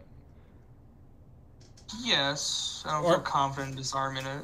Or in Jumbo's case, slide under it. It's like, how high that thing? It's about like right below the knee on Zephyrin. So. Jeez.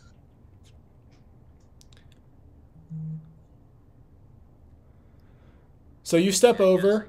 Ignore it.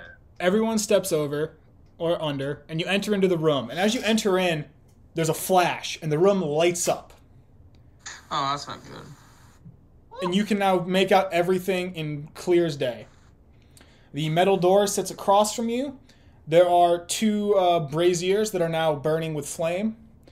And the floor has a unique pattern where in the middle there's a circle, and it kind of branches out into triangles around you. And the door sits. On top of the door, there is a phrase, from sea to cliff, a safeguard. And then there's a mechanism in the center of the door. From sea to cliff, a safeguard? Yes.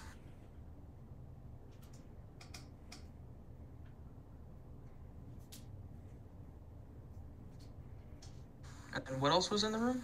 There's two braziers, I can't speak English, that are now suddenly flickering with flame.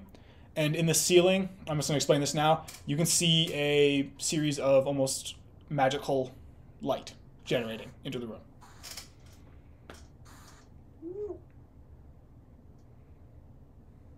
Jumbo wishes to stare into the light like a moth into a flame. Jumbo stares into the light. Like a moth into a flame, the predator pushes the door. So you walk up to the door. I am paying attention. I'm also drawing this out to make you able to see it better. So you walk up to the door, and it's a heavy iron door. You don't see any visible lock.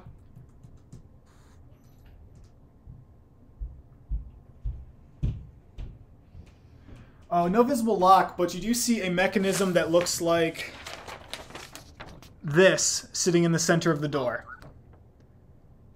Oh god. It's a almost puzzle. Yes. Oh god. Right, well, Jumbo's useless.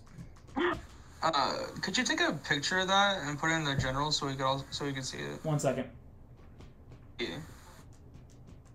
For a moment, I thought you were asking, like, Jumbo or someone to take a picture of it. Yes, Kaden, can you please take a picture of that real quick? Thank you. I no problem. Let me pull out my smartphone.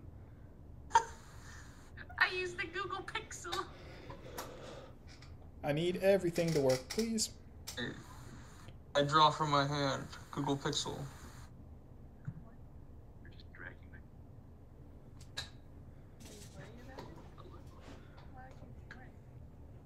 That's upside down.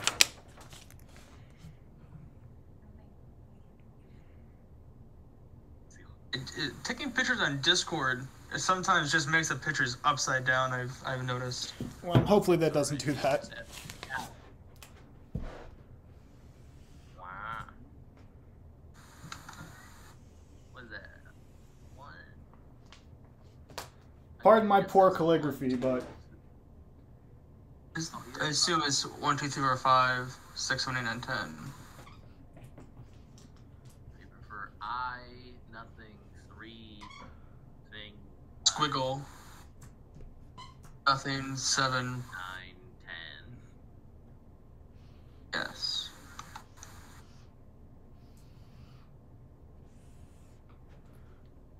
To be completely honest, I know what I'm doing. I thought this was gonna be straightforward. I'm scared. Jumbo would like to look around the room for anything. Go ahead and roll investigation. Ook. Investigation or perception, your choice. Let's go, Jumbo. We believe in you. Jumbo's investigating. That's how Jumbo rolls right now. Alright, Jumbo. How you doing investigating? Alright, buddy. Ooh, 7. Alright, what does Jumbo see? With a 7 with investigation, Pretty there's good. a unique pattern on the floor and a metal door across from you with words on top and a mechanism in it. Wow. That's about all you got. It does the On top, Jumbo can't read. pad on the floor. What is it? Does it like match the thing on the door? No, the pattern is basically so tiles, like things directly across from each other, have a different pattern. So it's like, so if you have a triangle here and a triangle here, there'll be a different pattern, but these two will have the same pattern. That's a lovely time for my computer to just not load your camera.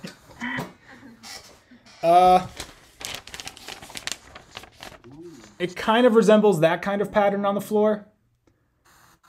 Your camera's just not loading for me at the moment. Oh, Carl. It's not exactly important. It's just something that's random. It's on our end. I think Okay. Yeah, it's on our end. Don't worry, it's not that important. It's probably yeah. Definitely not. Ooh.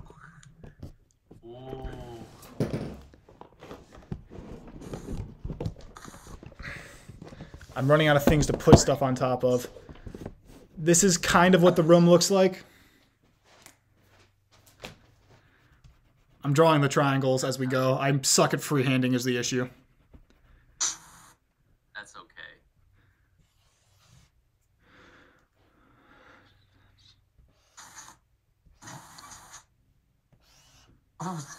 There was some weird noise going on. It was just a dog walking across wood.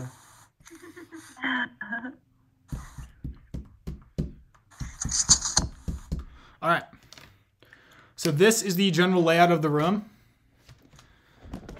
I have too many wires. Holy crap. No. There has to be a better way to do this. I mean, yeah, we can see it. So We can see it. You're good. the green four-sided is Faye. 20-sided Dickless, 10-sided Zephyrin, 6-sided Jumbo. My internet is really struggling to load anything at the moment. Jumbo's just a smooth, tiny square.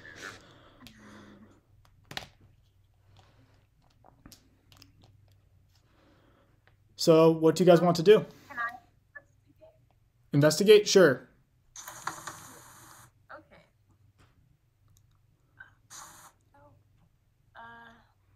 Okay. 14. 14.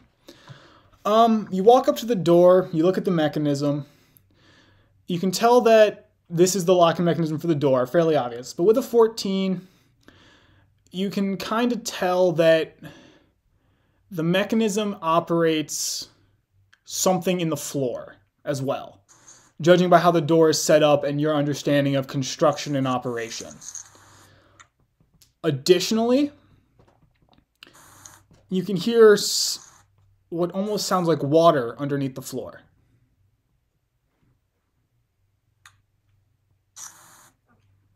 Alright, I'm gonna say, hey guys, there's something under the floor. I can hear water. Woo. Cross is just investigating the walls and checking out what's there. Does anything on the floor seem to like press in or move? No, the floor's pretty solid. Although, Dickless, you do find your attention drawn back to the phrase above the door.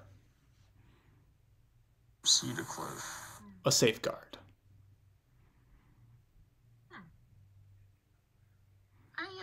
Jumbo has a random idea he'd like to bring up with the group. Do we want to activate the trap wire? So the writing above the door says that it's a safe what? It's a phrase. Safeguard. C to cliff, a safeguard.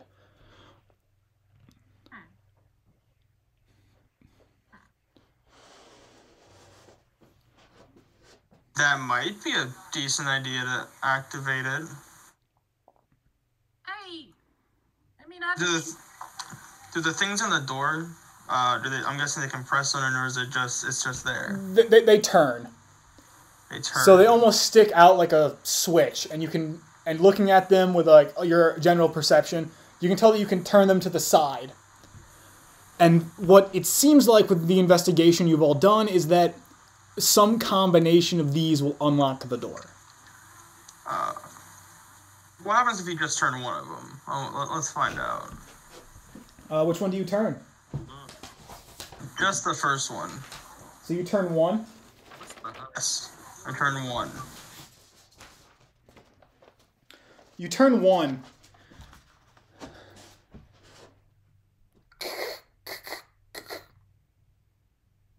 The center tile here falls away.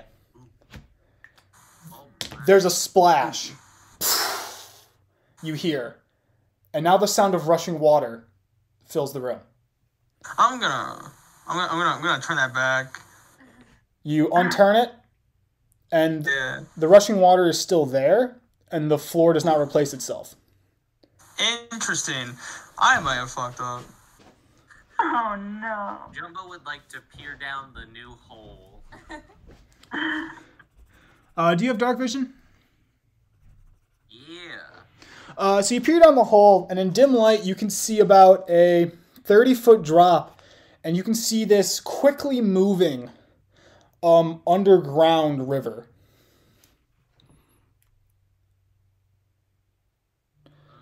I'm going to roll for Cross not to panic.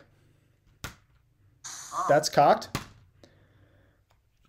The one time I want him to panic, and I rolled 19. He's a steadfast man. A calm, religious boy. Cross, you see Cross briefly kind of freak out, but he kind of steels himself. He seems not surprised that there's a trap, but he didn't expect this.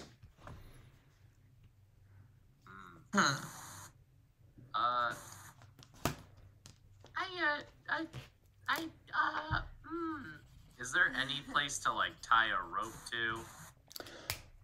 The braziers are the only thing that's really bolted down.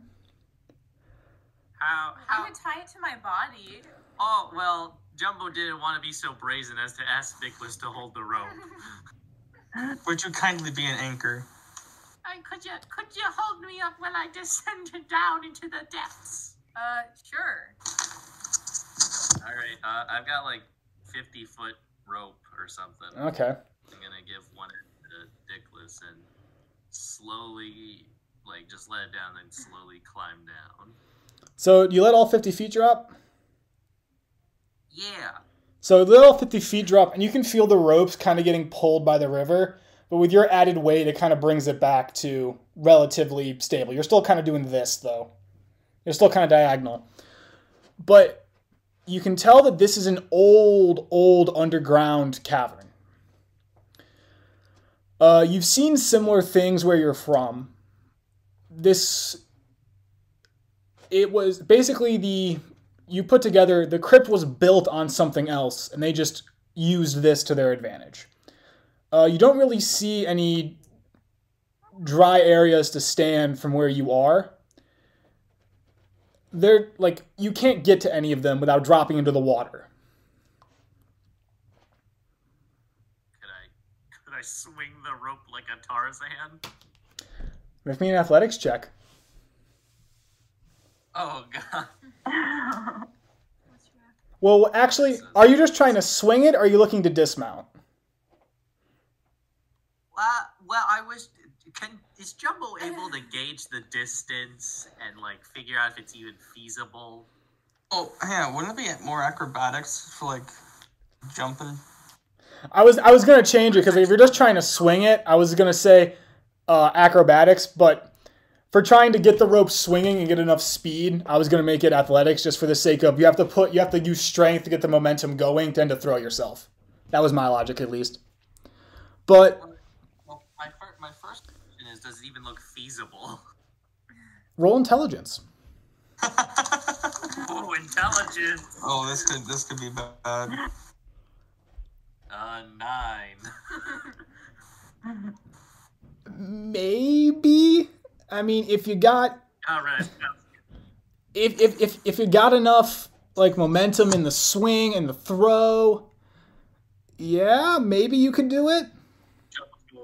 Jumbo's going for it. All right. Athletics, right? We're gonna make this athletics. It's athletics. Yeah, let's go, Jumbo. Jumbo rolled a 13. 13. Let's go, Jumbo. Come on, Jumbo. Come on, Jumbo. You get the rope swinging. 1, 2. You're starting to move. And Dicklets, you can kind of see the rope starting to swing back and forth. 3, 4. At the apex of the jump, you let go. And you fly through the air. You're going to make it. Oh, you're not going to make it. Oh, no, you're short. And you hit the water only about 5 feet short of your intended landing. You covered almost all the distance. You now, however, are in a quickly moving river. Please make me a strength saving throw. Oh, God. What saving throw? Strength, please. Oh, me? Alright. Ooh. Come on, Jumbo. 18. You're able to fight through the current fairly well. You're able to quickly cut your way to the side, and you're able to grab onto a stalagmite of sorts that protrudes from the water to stop yourself and kind of get some sort of purchase on dry land. You only were moved down about, we said, what, an 18? You had an 18, right? Yeah, I got an 18. Only moved down about 10, 15 feet. That's not bad. Alright, so at this point, I probably just imagine that he's fallen off the rope and drowned. You heard a... He's dead. He's dead. He's gone. Guys, I think he fell off the rope and died. Can I hear them? Uh, Loud, man. roll perception. Oh, God. Jumbo One? on death. That one. Oh, boy. All you hear is... All you hear is the water. Alright, sounds good. I'll shout down just to make sure. Like, you only felt him give away. He might not be dead. Maybe. Wait. If he is, if you want my 2 gold back. Find my body. No, you can't get the gold back. I use that to buy riding clubs. Yeah, I'm gonna start winding up Jumbo's rope in hopes that he'll come back for it someday.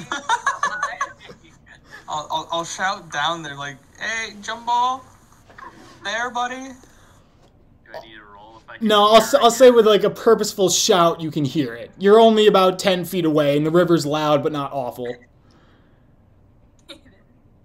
did you leave this way?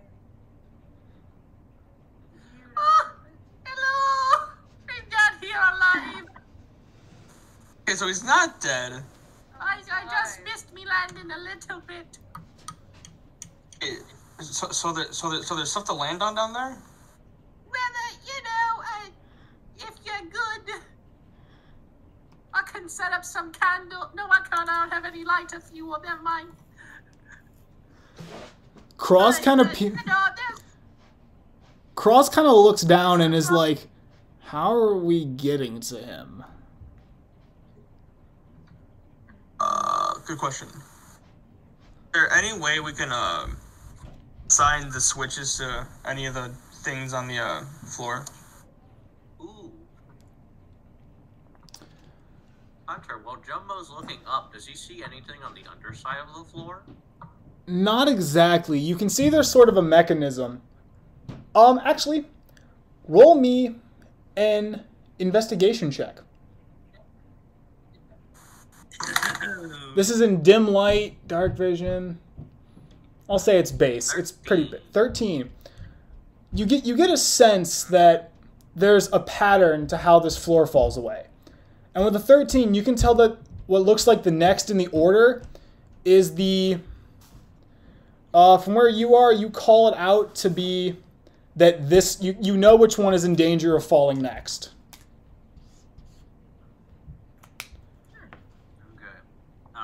Jumbo's gonna try to convey that somehow with his limited vocabulary to the Okay. But nothing on the floor seems to correspond to the switches.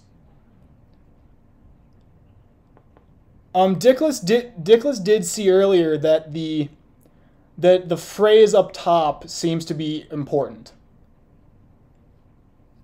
Yeah, but from sea to cliff. Which side's the sea, which side the cliff? If that's it.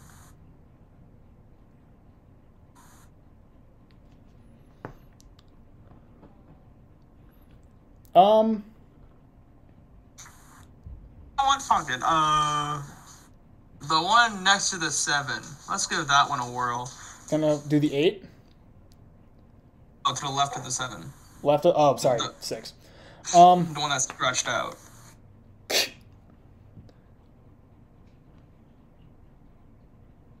Nothing. Jumbo's able to see the mechanism underneath. Detach, and you see this section of floor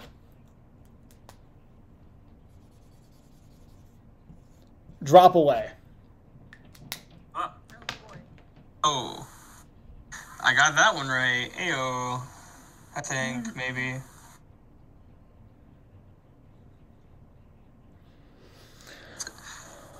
So, does it just drop and stay there, or does it just get swept away by the river? Swept away by the river. Oh. Is Jumbo in danger of getting hit by falling floor? No, you're off to the side. You're fine. Okay. I got a roll to make sure Cross doesn't panic again. Cross remains steadfast. Now, Cross. Trust me, I know what I'm doing. Are you sure? Do you want me to give it a try? We'll roll deception so he fully trusts me. All right. Let's see what I have for the... Please let Cross give it a shot. I'm scared. Natural 20. Cross believes you. He's like, all right, you got it, man. Cross is going to... That'll be it. Yeah, no, I have no bonuses for charisma. Never mind. I'm going to roll random chance to see where he ends up. That would be right here. ends up in the hole. Cross is going to kind of walk around to kind of stand here against the wall. Okay. So Jumbo said there was an X under that one. I clicked the one that has like the most X-like pattern on it. Oh, what do you know? You're good on you. I'll look for the next pattern I get. Oh, no. Sorry. The X was just me marking which one you could tell was going to fall away. Well, that made me choose what to pick. Sorry. So. Go ahead and roll investigation again. With advantage. Jumbo? No, I'm going to have Zephyrin. Jumbo's time. Oh, investigation or perception? Do investigation.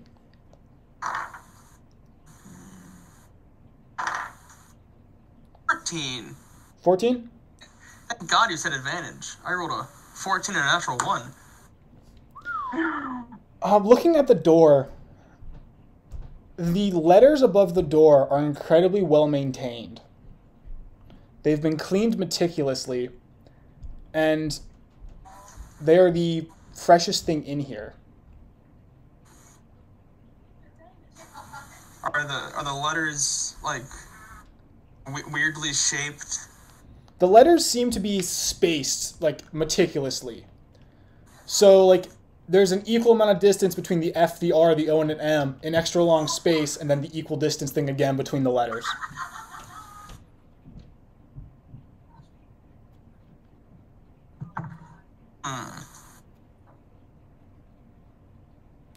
Anybody else got any ideas? I was thinking, I would ask Jumbo maybe if he sees anything down where he is, if it would be worthwhile to join him. I take a peek. What do I see? You don't see much. You know that you can tell that the river goes down in winds, and that and the way it's rushing down is old. There's not much down here. This is very much obviously meant to be a trap. There is a very thin walkway farther down, but it's narrow, very narrow. And it would require you dropping into the water. There's a walkway? It's not exactly a walkway. It's more like there's a thin ledge of rock that maybe you could stand on. It's farther down, though. You'd have to drop into the water and get to go down there. There ain't Jack down here except a tiny walkway and a river. And me, and yes, then Jumbo down here. Alright, Cross is going to try now. Try. What is he trying? I'm scared. Cross is going to turn the 4. That's what I was thinking. And he steps back and just says, I had an idea. Nothing happens. I is good enough on your intuition. There's a solid click, actually. But nothing falls away and nothing happens. I'm gonna try 3. 3. Click. Nothing happens. Huh. 2. Let's see if 2 will do anything. Click. All good. 5? You turn it and you hear another click, but this time you hear the door creak. You can kind of push it open? Not yet. It moves a little, but it's not open yet. Oh, I forgot this was all to try to open a door. Yeah, we're just trying to open the door. I thought we were trying to get down this hole, and I'm like, yeah, just come on down. Can I click 9? Turn 9? 9 now. Yes. Why'd you say it like that? You turn 9. Just say it like that. And there's a Just say noise. now. Will Faye, please make me a dexterity saving throw. Apologies in advance. Uh-oh. 20, right? Yep. Yeah. 12. 12? Mm-hmm. I had it at 13. The floor underneath you gives way suddenly. You attempt to reach over and grab onto the ledge. Your hand doesn't catch, and you plummet down into the water. Please make me an athletics check now to see how far you can get to the side.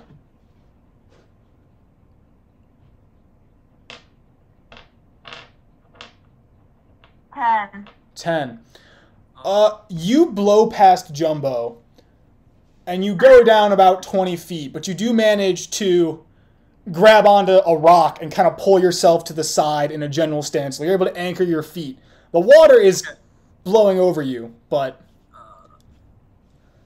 Okay, I have an idea. And the 9 lock resets itself. The others reset? No, just the 9. I'm gonna try 1 this time. Hold on.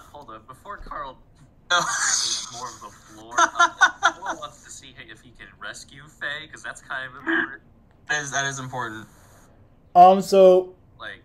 Alright, so you're going to turn 1. How do you want to try to rescue Faye? I turned it back, didn't I?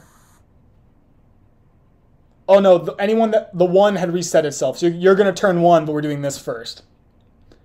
Okay. The results of your turn will happen next. Mm-hmm. Alright. So how do you want to rescue Faye? How far away be that? You blew about 15 feet. She's about 25. She's about 10 feet behind you, but she's Okay. Deeper in the water is probably the best way to put it. Okay. Alright, I think my burglar pack comes with 2 ropes and 10 patines. So, I'm gonna set a platoon into, like, a nearby rock and then tie the rope to it. Can you roll Cast it out? Can you just roll me a d20, add your proficiency, and add your dexterity? And my proficiency? And add your dex. Proficiency and dex, okay. 9. 9. You're fairly secure as it is. I'm going to say that you're able to get the pit in pretty deep, tie the rope, and maneuver your way so you're not blown away. You get the tools set, and you let the rope go. We'll be right back. Okay. Okay. And the rope snakes down through the water and ends up directly in front of Faye.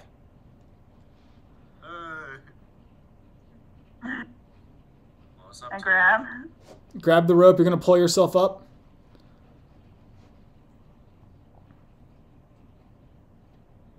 You're going to pull yourself up to Jumbo? Hello. We can hear you. Yeah. Hello. Hello. Hi, we can hear you. Okay. What did you say after grabbing the rope? Are you going to pull yourself up to Jumbo? Yeah. All right. So it takes you a bit. It's not too difficult because this is the side of the river. The water's shallower. We lost her. All right. I'm going to take a bathroom break while everyone's disappearing. Okay. Hello. Welcome back. Hunter went to take a bathroom break. Hey, what break? A bathroom break. Okay, but did I miss anything when I got disconnected? Did I get back up? We don't know yet. I think you are. Jumbo will also go take a bathroom break. Okay.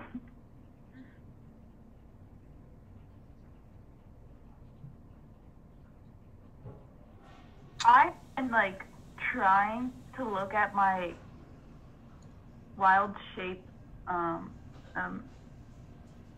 abilities so I could try to help and look around the room if I could. So you managed to successfully pull your way to Jumbo. You now both are basically holding on to a stalagmite as the water rushes around you.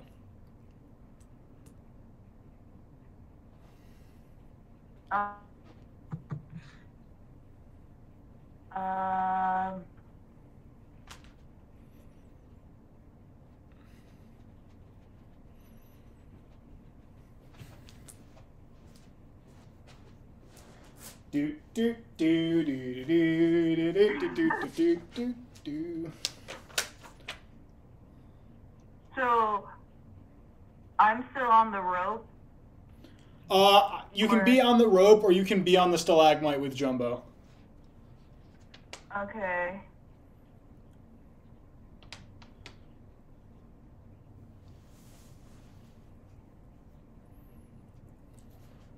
I'm kind of proud of this puzzle. I thought it was. I'm proud of this, man. Hello. Hello. Okay, you guys have to figure out what to do with the rope. Oh, pull her back ashore. All right, so you both are basically solidly on the stalagmite now. The water is still rushing around you. It's a little cold, you're now starting to realize. But you're alive. You're somewhat together. Guess we got this too. Cool. Now we wait for someone above to do something, I guess. Right.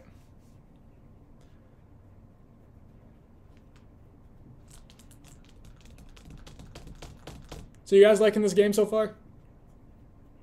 Yeah. Having a good time. I've already killed Caden twice, so this is different. You've killed me I've been mostly just looking at what I can do in my wild shape forms to see if I could help in any way. And I look at my things and I'm like, oh my gosh, I can't swim until level 4. As we all know, swimming only occurs for people when they become 4 years old. I'm honestly very happy with that puzzle, though. I'm happy it's worked out so well. I'm glad it has.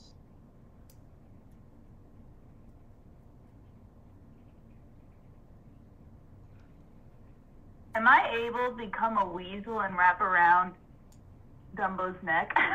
Sure. Choke me out. I believe that's one of your 2 uses of wild shape, though? I have, this is my, this would, in this Sorry, I'm session, back. this would be my first. All right. Wait, what happened? And The Faye was able to pull herself to Jumbo and secure herself around the stalagmite. But now we're on to you. Oh god, let's see if I did the right thing this You time. turn 1. Click. Okay. And now I turn 9. Everyone pauses. Click. And the door swings open. See, me and Cross got in the same mindset of, oh wait, the numbers are spaced apart. Yeah, I actually did roll for Cross's intelligence check, and I wanted him to fail. Rolled an 18. Yeah, I was like, wait. As soon as you said they were spread apart, I was like, wait, that's 4, 3, 2. Yeah, fuck. Remember, I realized how stupid I was. Yeah, what's happening? What was the puzzle? Okay, so all the letters were spaced out, and the letters represented the numbers. Like from is 4, C is 3, 2 is 2, Cliff is 5, A is 1, Safeguard is 9.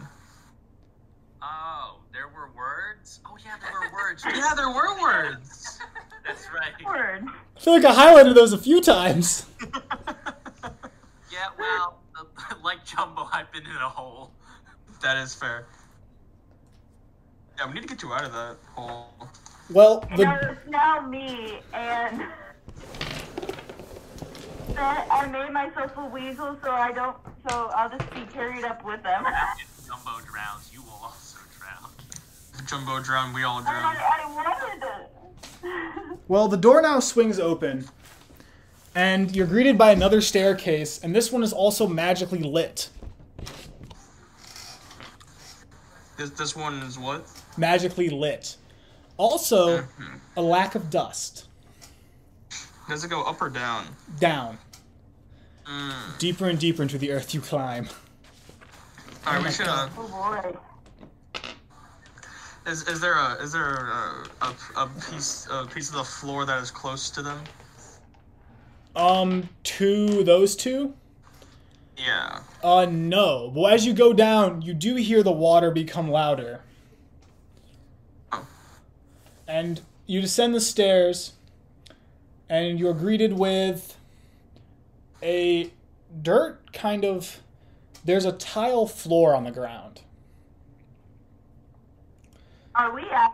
No, you two are still holding on to a stalagmite as the water hits you in the face. We're trying though. Right. The rest of you descend the stairs, and you're greeted with... Where'd my D20 go? Oh, there it is. You are greeted with a magically lit room with lights shining down from random places on the ceiling. There are piles of dirt on each side of the room, and you can see these roughly hewn stone pillars protruding almost randomly. And you can see a series of cracked tiles, not buried by dirt, stretching down the way. You can see 3 separate almost openings in the cave system, openings on the far wall, and there is a sensor in the middle full of water.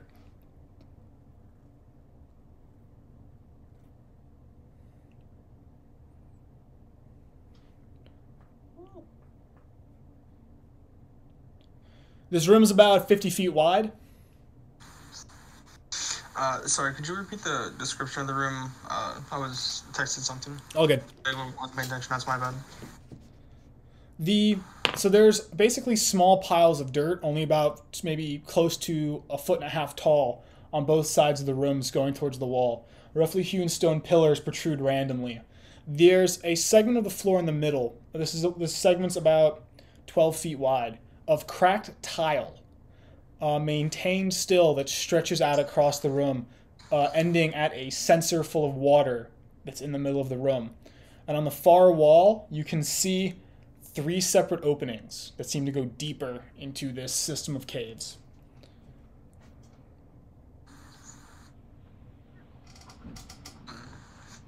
So the water's flowing out of the sensor then? No, it's just a censer full of water. There's just sitting there. You can hear the water, and it seems to be coming from your left. I look to my left. Well, there's a wall currently there, but... Oh, there isn't.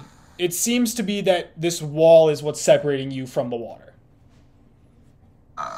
Is there like a...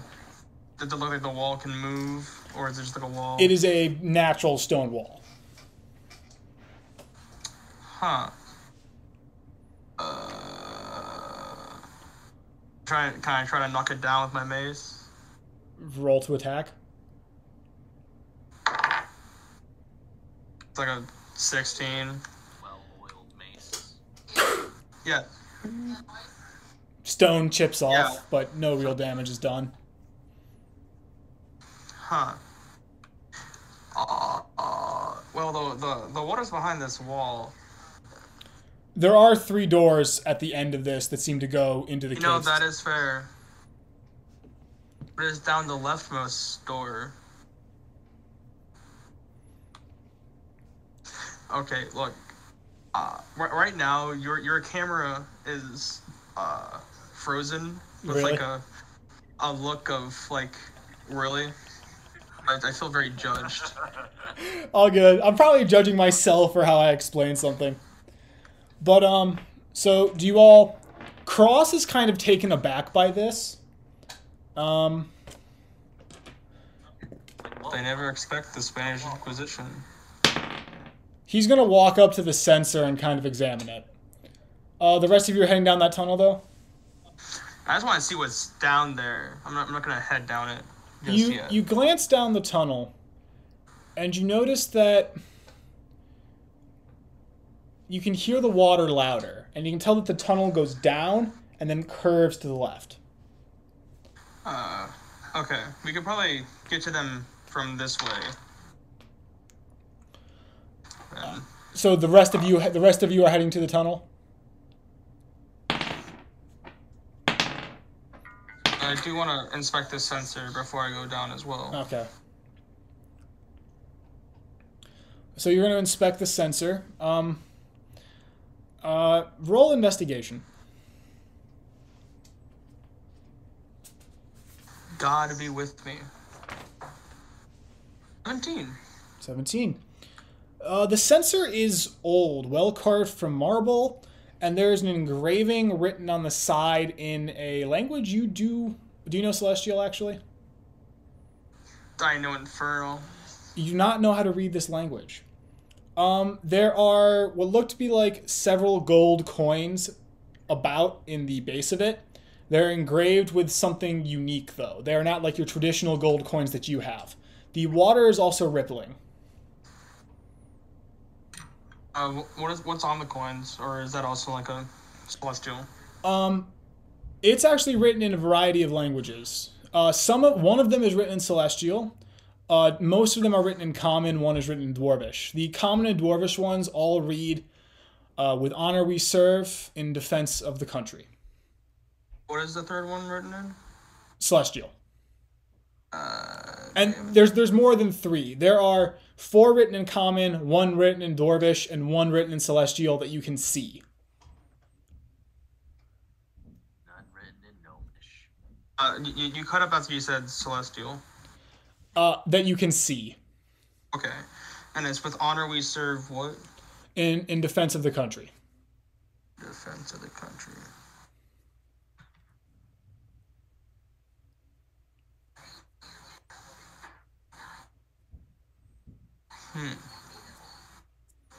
Does the sensor look to be on a pressure plate? No. Okay, I'll leave it then. I don't think it's of any import right now. So you... Alright, what do you do then? Go try to help save Monsieur, Jumbo, and Freya. So, the remaining... I realize there's only 3 of you left now. The remaining 3 of you head down the tunnel, and you hang the left, and you step out onto what is almost a designed walkway that has the river going next to it. It seems to have narrowed. You're now almost in what resembles a sewer of sorts. You are about 100 feet down from where the original drop-in was for the water. How close can we make it to that original drop? There's a rocky kind of outcropping that you can walk across. It's pretty narrow, so you can get within 50 feet of it. I'll give a shout. Oi, Jumbo, can you hear me? You can hear him. I hear him. You can. I hear you, Zeph. Alright, do I have a spell that can help in this situation? The question all casters ask. I'm used to playing a wizard that has a lot of utility, so I always wonder. I always ask myself that. I always end up playing the martial classes, so I'm like, all right, do I have a weapon I can use in this situation? Oh, I like a dispel. My fire resistance will come in handy for this. You don't know. Well, I do have rope. Dickless, you want to hold on to the rope? Yes. Okay, I'll have the other rope in my hand, and then I'll say tally ho and jump into the river and try to meet up with them. For the record, you're trying to swim against the river to get to them. I'm trying to swim to them. Well, you're gonna have to swim against the river to get to them. Oh, I thought they were downriver. No, they're upriver. Sorry, I should have explained that better. You're 100 feet down from where the original drop-in was, and you've moved up to be about 50 feet from the drop-in. You can vaguely kind of make out a shadow of them from where you are. Is it more than 50 feet? It is, in fact, more than 50 feet. I only have 50 feet of rope. Do we have more rope here? Yeah, I have, whose rope are you using? Because I still have Jumbo's rope and I still have my rope. I'm using my rope at the moment. Alright, then I'll tie Jumbo's 50 feet to yours as well. Okay, that should be good enough, right? Yeah. Mm-hmm. Alright, I'm gonna attempt to swim against the current. Okay. To them. Are you gonna try to stick to like these shallow edges, or are you gonna try to jump in the middle? Wait. If they swim against them, then they can just drop and we can catch them. I love the. I wasn't gonna say that, but that's what I was thinking this entire time. I was like, You see, sometimes I think before I do things. This was one of those very few times. Do you just want us to swim on down? Probably a better idea, yeah. I, Yes, please do. Alright, I'll pack my platoon back in my sack and hop in the water. you guys are quick. You guys let yourselves go, and are you staying to the shallow side, or are you jumping into like the center? How smart is Jumbo? The deepest part. Currently, Faye is a weasel, so she just. I am just holding on. Hoping Jumbo stays in the shallow end. Let's see.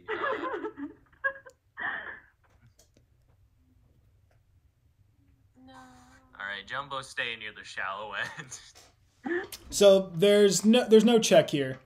You kind of let yourself go, and you're quickly picked up, but you kind of like lean back and dig your heels in. You get a few rocks slammed into your feet, and you probably break a toe or two, but you make it down, soaking wet and relatively healthy. Probably going to catch pneumonia in a few days, but you got a cleric.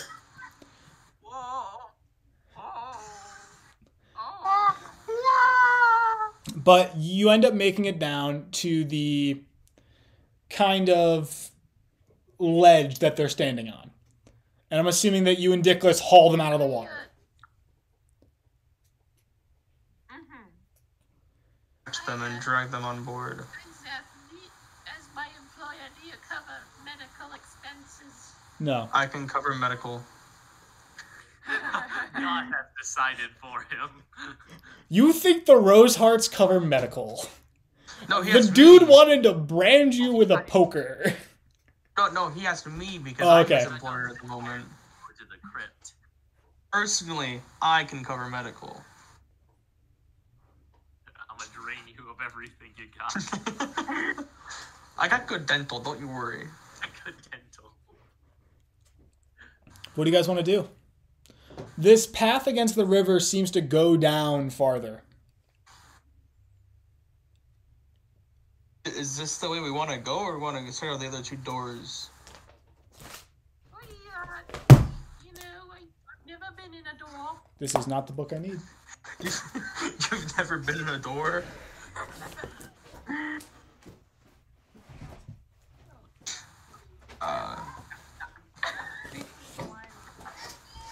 Let's give the other two doors a peek, see, is my opinion. So you're checking out the other two doors?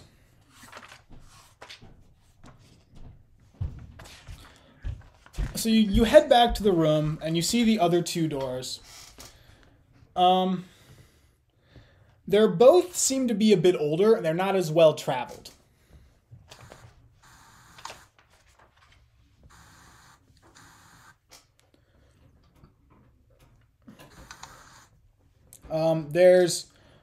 So like you have the door you went down, the middle, and the far right. You want to go down the middle or the far right first?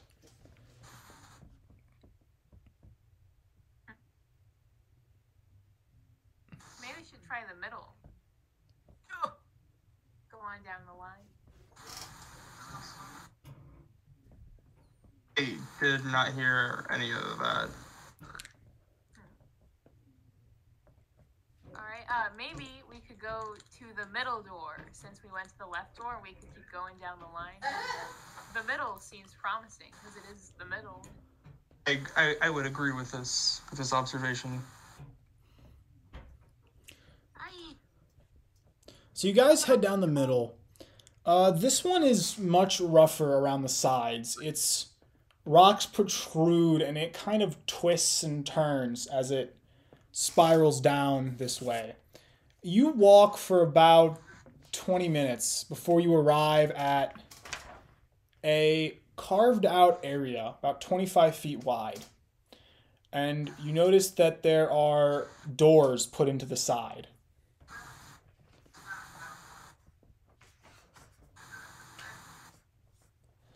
The doors are wooden and rotting, all of them. So we're like in a hallway with doors on each side? Yeah, it becomes a circle almost. It kind of comes out to a circle, and the hallway to continue is collapsed with rocks. Is collapsed.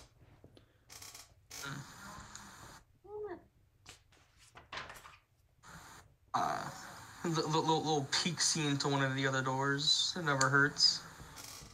Well, without opening the door, you kind of put a hand against it, and the rotted plank just goes, falls inside. And you kind of look. You're able to look inside. From what you can make out, this is also, since you're dark vision, this is dim light. You can make out that there are this room in, like, so I didn't explain this well enough. I apologize. There's 2 doors on each side. You do the left side first door, like which side? Failed me. I did not catch that. I apologize. The right side has never failed me. Right side first door. I thought you failed me.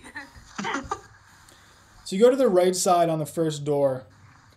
You reach over, and you go to open the door, and you pull the handle, and the handle comes off the door.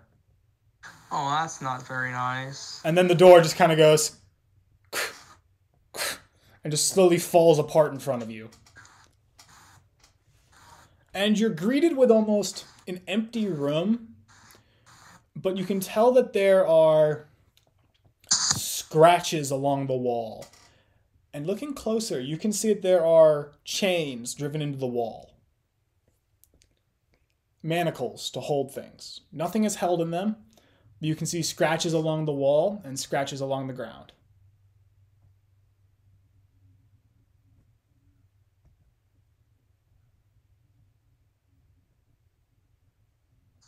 So there's scratches along the wall and then... Along the ground, yes. Okay.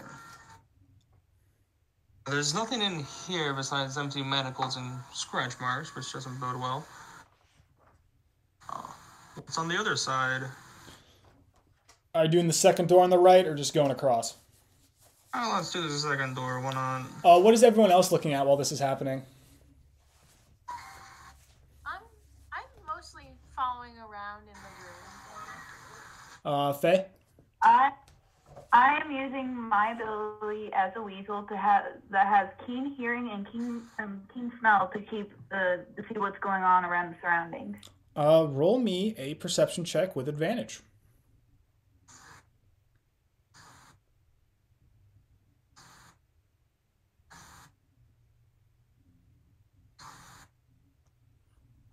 Ba-ba-da-ba-ba. 20. I heard a 2. I'm assuming it was high. Got it. 1, 2, 2. Damn. I got lucky. You smell, and over the smell of rotted wood, which something you're familiar with, there's something rotting, something like rotted meat, rotted flesh.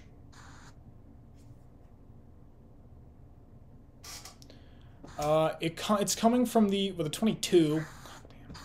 There's the second door on the left has the smell the strongest. Okay. Is that the one that he tried to open up? No, he went to the first door on the right, and which door are you going to now?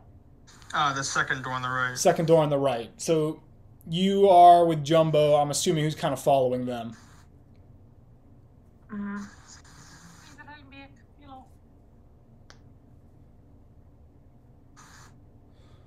So what do you do?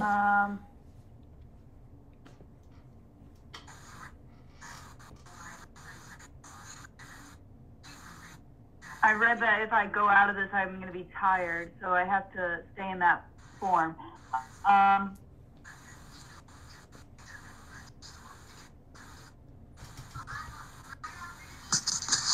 Well, what sound does a weasel make? I assume a violent series of squeaks. Yeah, squeaks Okay. and squishes and all that jazz. Okay, I start squeaking at the second door and clawing an X. Oh, the monster manual is being held. That's nice. Ignore that. You didn't say anything. Yeah, ignore that. So while you're doing this, the door gives way under your claws. It's very rotted as well. Does Jumbo or Dickless, do either of you want to notice this? It's quiet here. The river's very quiet. So you can hear this if you choose to, or you can investigate if you choose to. Notice the Weasel scratching at the door. Yeah, I'm gonna notice, and I'm gonna say, I think she wants us to open this one. I did an X. So, but before that happens, Zephyr, you do open this second door. Opening this one, you don't see much in this room. It's dark. There's something drawn on the floor, but it's long since been brushed over and hit with dripping water from the ceiling. There are some dark splotches on the floor as well, but they're old. Okay.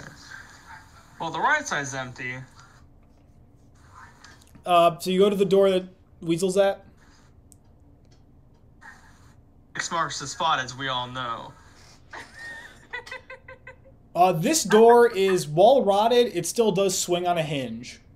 So you're able to, after a brief pull, Hang on. Before I open, I'll look to the weasel. Is it X marks the spot or X to stay away? Stay away, but I can't speak. You can nod your head. Oh, so say the words again, and I'll nod. Nod for yes, shake for no. X marks the spot, or is it X to stay away?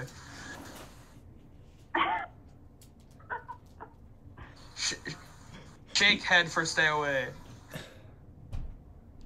or nod for go inside. I think that means she wants us to go inside. I'd like to go inside.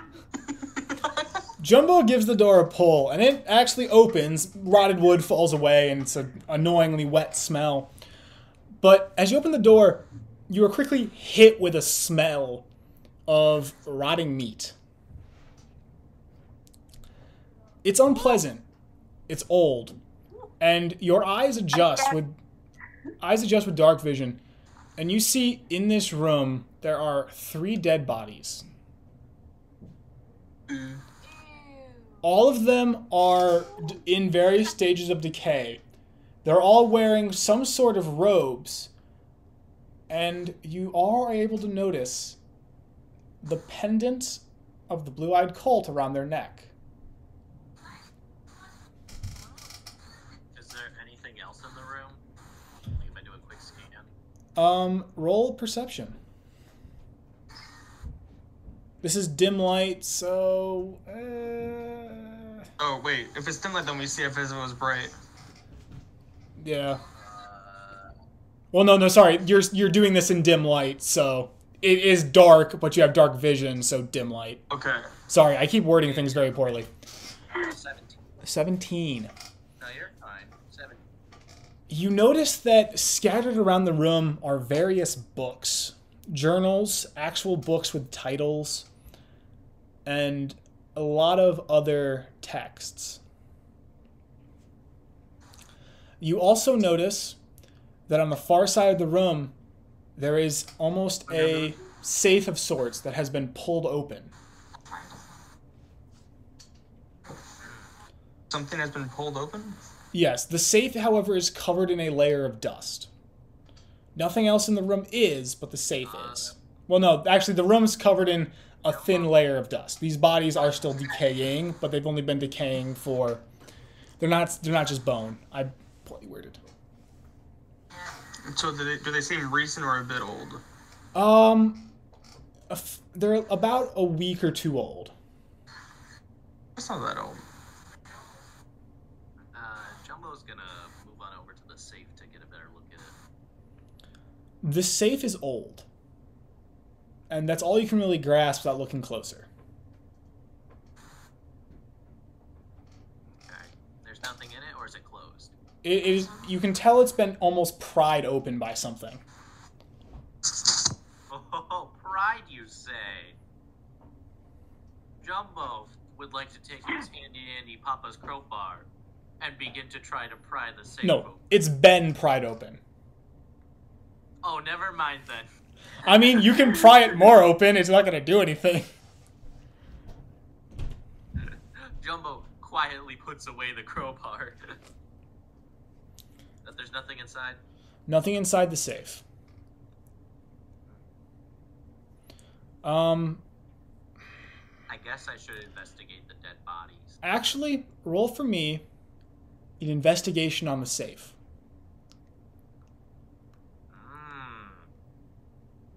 6. It's a pretty sturdy safe. It's not one you've seen before. All right. On to the dead bodies now. Yes. Yeah. About the dead bodies.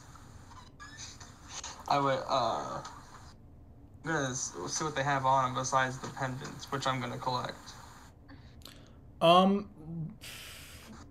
investigation. Will do. It's a 5. They have their clothing is well made. It's pretty obvious that it is, but they're all wearing well made clothing.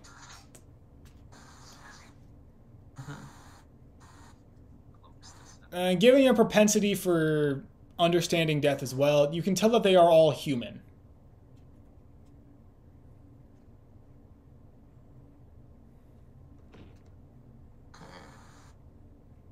And then, so there were journals.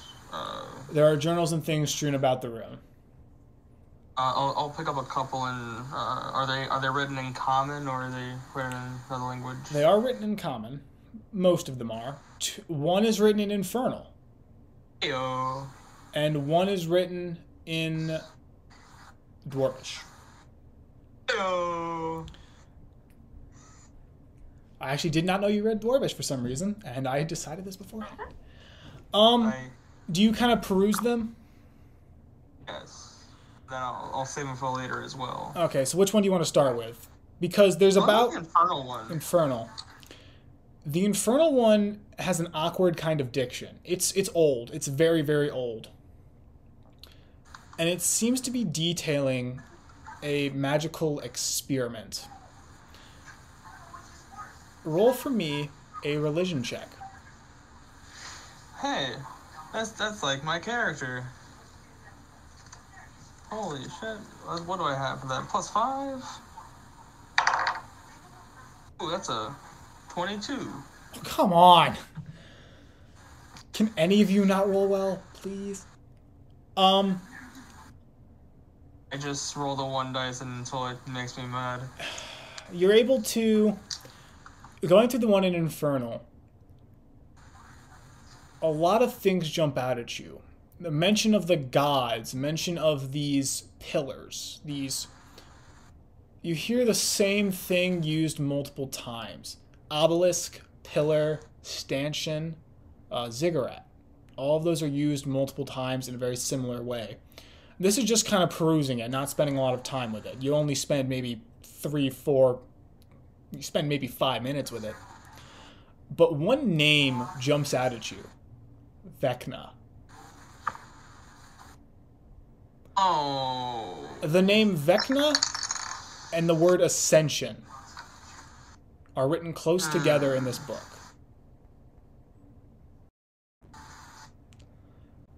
But as you go through the page, I know a lot about Vecna. the next page is ripped out.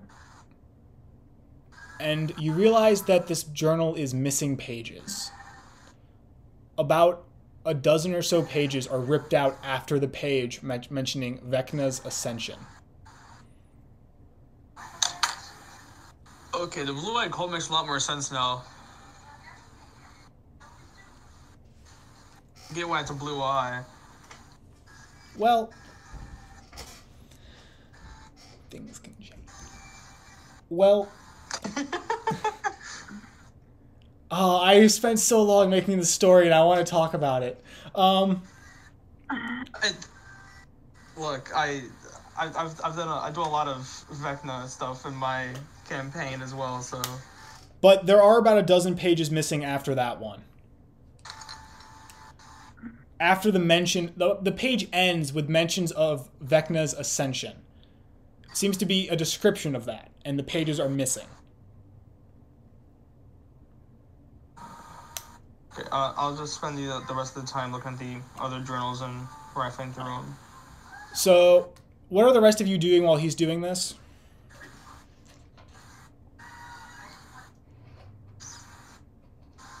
Spend another 5 minutes, you say, or you're going to spend longer? No, I'll spend like a couple minutes on each. Okay. Oops. What are the rest of you doing while this is happening? Well, I don't have dark vision, so I might be a little out of the loop. So. Do you want a candle? Sure. I can conjure a flame if you want. A flame, that would be nice. Yes, I'll summon Are a there torch. torches there?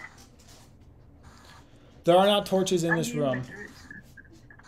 I can thaumaturgy a flame so she can see. All right, so you're going to do that, and you're going to continue reading. So I'm gonna use your 22 investigation roll again. Going through the one in Dwarvish, spending 5 minutes. This one is, again, written in an odd dialect. It's very old. But it doesn't mention anything about Vecna, Ascension, anything like that. Instead, you see the mention of a war machine. They mention what? Of a war machine. And the mention of a wizard named Xanthia.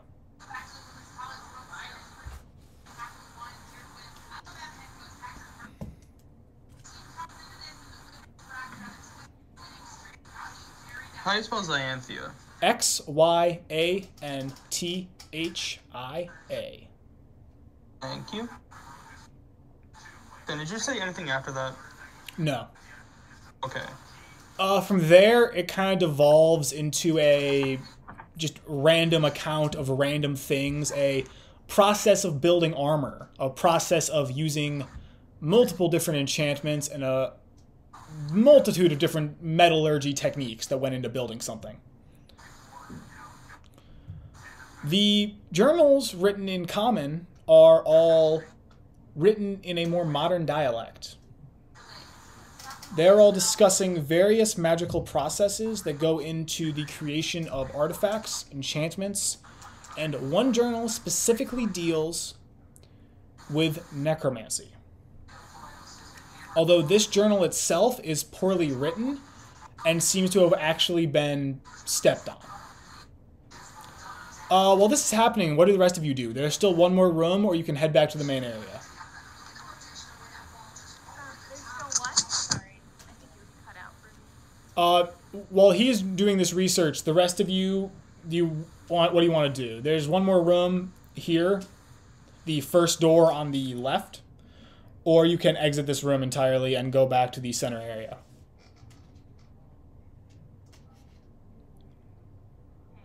I might check out the one more room. Jumbo will follow. So you guys check out the one more room, and you do as well? I stay with Skimmer, and I read with him on Okay. his neck. So while you're doing your last journals, you all enter the last room. The door gives way, and you realize that this was a heavier door than the other ones. And this room almost resembles a study of sorts. However, it's been trashed. And it's trashed a long time ago. There's a fairly thick layer of dust here. And there's deep sword gashes running through the desk, the wall, the floor. This room has been destroyed. But the symbol of the Inquisition is displayed on a slashed flag, barely hanging to the wall. And it's an older version of the flag as well. Huh. Is there anything else, or is that... Roll investigation. You can tell I like some skills more than others. I mean, investigation and perception are just like blanket Everything. things that just happen 24/7. Jumbo got a 4. What do I add? It's old. +1. This one. So, 18. 18. Doing the investigation with an 18, the sword strokes are newer than the rest of the room. The rest of the room seems to be hundreds of years old, while the sword strokes seem to be younger than that, younger than 100 even. There also seems to be things broken and missing from various containers in the desk. The things that are left are papers written in a language I do not believe either of you understand. Faye, are you with them? I forget. Skimmer. I What? don't think she is. You're not with them, right? No, I am not. Okay. One of the remaining papers you're able to find, it is hard to read, crumpled up, ancient, barely holding together, is written in a language you do not understand. And it looks like if you move it, it might fall apart.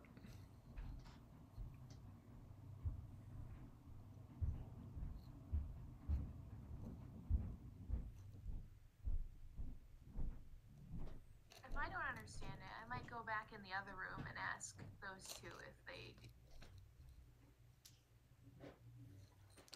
So you head back to the other room. I'll say at this point you've finished your perusing of the remaining journals. Faye, reading over your shoulder, done much the same. And you bring up the piece of paper you can't understand. I checked out the other room with the journals, and I determined that there is a piece of paper crumpled up on the floor, and I do not understand the language that is written. I was wondering if the two of you, your language skills might be... Well, let's take a peek, see. You guys head over, and Zephyrin, you are unable to understand the paper. However, Faye, you're able to read the paper. It is celestial. Wait, you can read Celeste? I can. I go back to my human form to speak. You're reading it from his neck, and the paper is a declaration. To the successors, it's incredibly beat up. So what you're able to make out, to the successors, ineligible of this seat, you've inherited the sacred duty to uphold ineligible.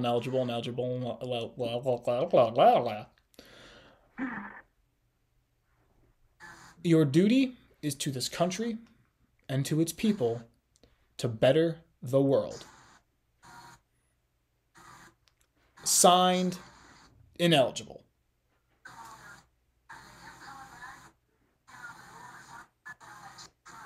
Now, Okay. you can read this and you understand it. The rest of them...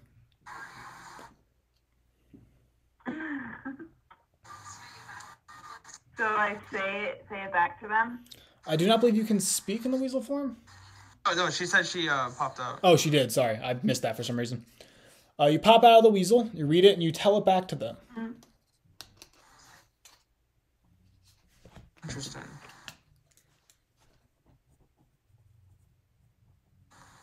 Oh, hang on. Okay. If you can read I wonder who Celestial, the successor is. also some of this writing back before on the sensor.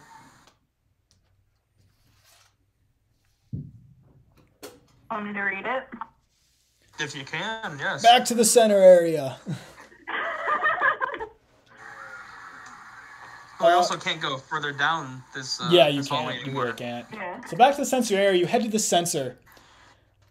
And inside the sensor, it says... So reading the sensor now, you're able to make out... For all those who take the seats in honor most important to safeguard and protect the values of the kingdom. Repeat that. I don't remember what I just said. For those who take the seat in honor most important to safeguard and protect the kingdom.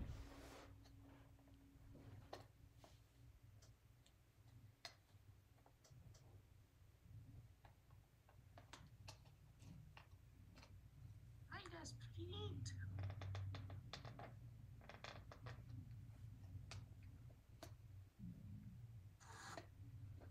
Interesting. And was that what the coin said or what the sensor says? That's what the sensor says around the outside of it. Huh. Defense of the country. And then there's a coin inside. I point out the coin that is also written in Celestial. The coin says the same thing as all the rest of the coins. Okay. I assume this used to be like an old ceremony where they placed a coin to show their devotion or something. Mm-hmm. And there's only, I believe, 5 coins currently in there.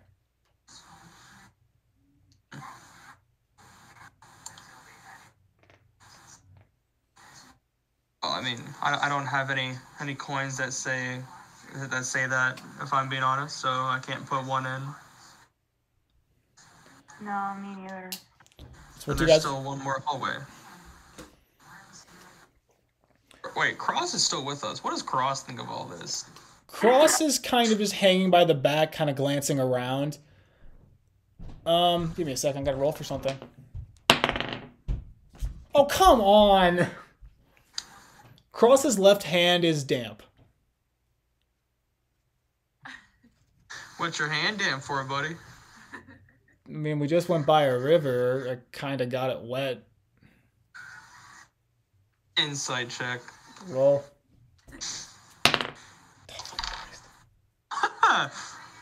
Droll!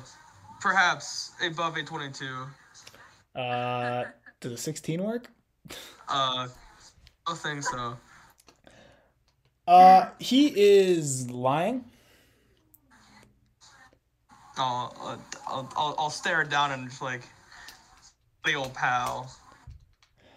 I grew up on the streets, gonna have to lie better than that. He reaches into his pocket and he removes 3 coins. May I have them? They are all written in common, and they all say the same thing as the others. And these ones are they're older versions of the coin, and you're able to make out basically 8 separate coins. I believe I said one was infernal, correct? One was what? One of those was an infernal, right? Yes. Right. So you're able to make out 8 coins, and you can tell. Actually, yeah, you can tell. It's pretty obvious that you're able to that the ages go from the celestial is the oldest coin, the newest is the infernal one.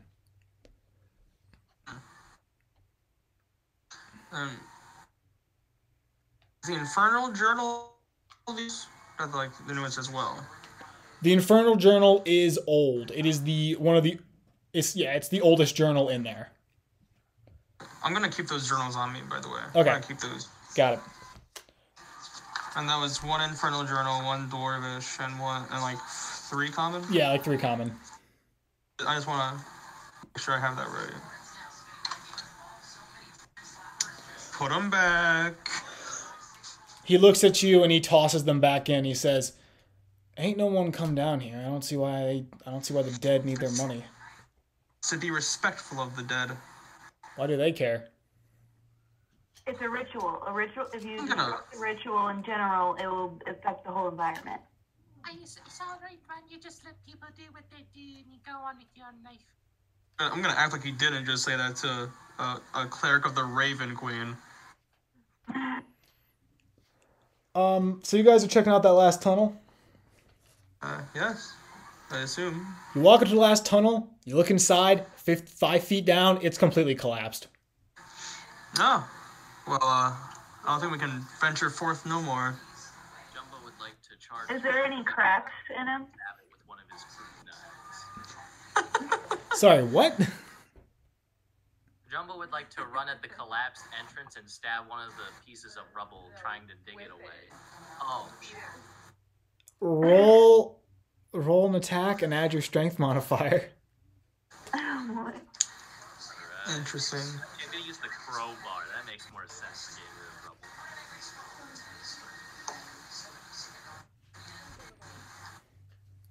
Ah, 4. Yeah, that. You run up, you swing the crowbar down. Yeah, it's not budging. I'll give it a go. Why not? Just in case. Maybe it does budge. Doctor's like, there's nothing behind this rubble. I don't know what it's doing. I'll give that a go as well. Just D20 plus strength. Yeah. Yeah, no. 3 plus 2 does jack off. The rock cracks. Nothing happens. Are there any ways, like little spaces that a spider can go through? I mean, yes, it's a pile of rock, but it's pretty much collapsed. Aw. So no way for me to go over on the other side with the spider form? I mean, you can try. Probably don't if I don't want to get crushed by accident. Curious, so can I just try and move some of it? Roll a strength check. We're all persisting to get behind You sound a this bit wall. dead. 18. With an 18, you grab one rock, you pull it loose, and like 3 other rocks slide and fill its place.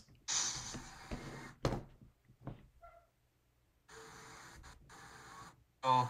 Pull it loose and what, sorry? 3 other rocks immediately roll down and fill behind it. I want to do it again. Again. Okay. Again. Roll. Did I start? Do I roll it again? Yep. Alright. 20. You have to get it at some point. That's right. Plus 5, I can do this all day. All day. You pull more rocks away. Fills right back in. Are you gonna keep on doing that, Hunter, and just say?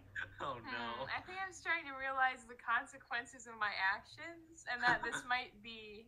Might collapse everything. It might be a collapsed No, tunnel. not really that. It might just be a collapsed tunnel.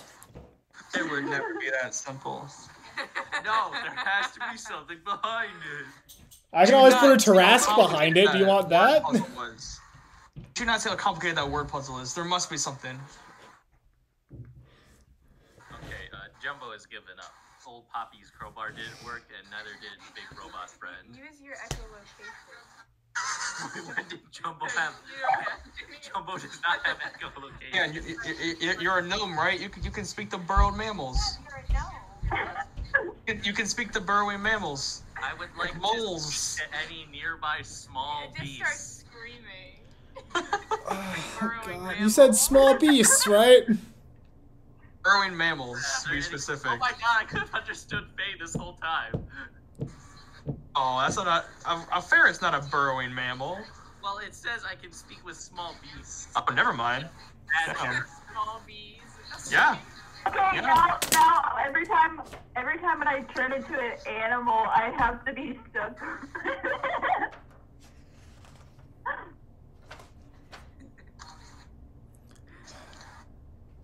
I had $40 in my pocket. When did that get there? Alright, you try to speak to any animals. There are no animals in this collapsed tunnel. Hey, you gotta make sure just in case. You never know. Yeah. Wait, move 10 feet to the left. This Right. tunnel is 10 feet wide. There is nowhere to move. Exit the tunnel and then I try. would like to cast minor illusion on the rock to think that there is a large explosive coming at it.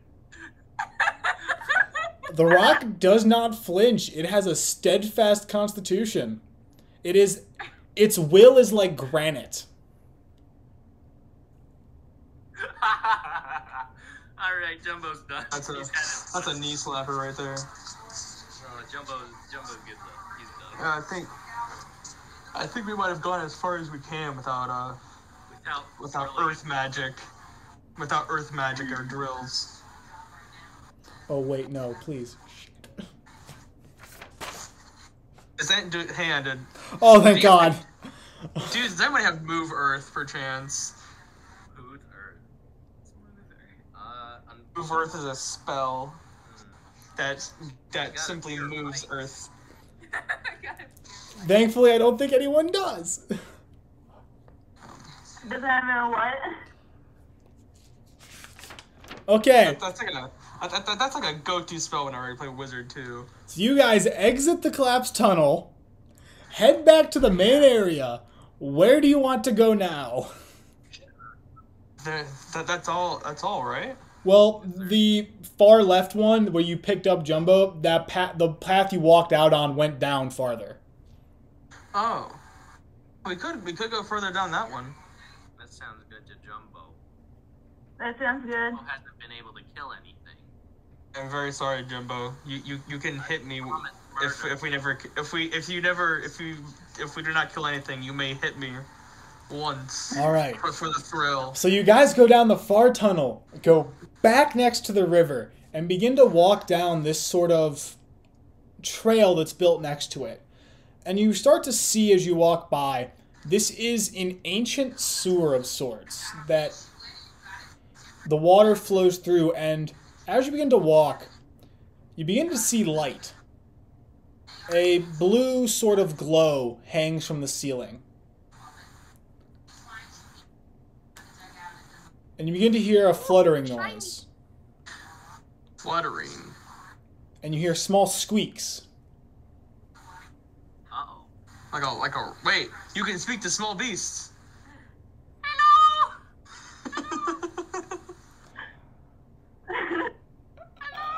My name's Jumbo! My name your echo. Oh, Jumbo. I hate everything.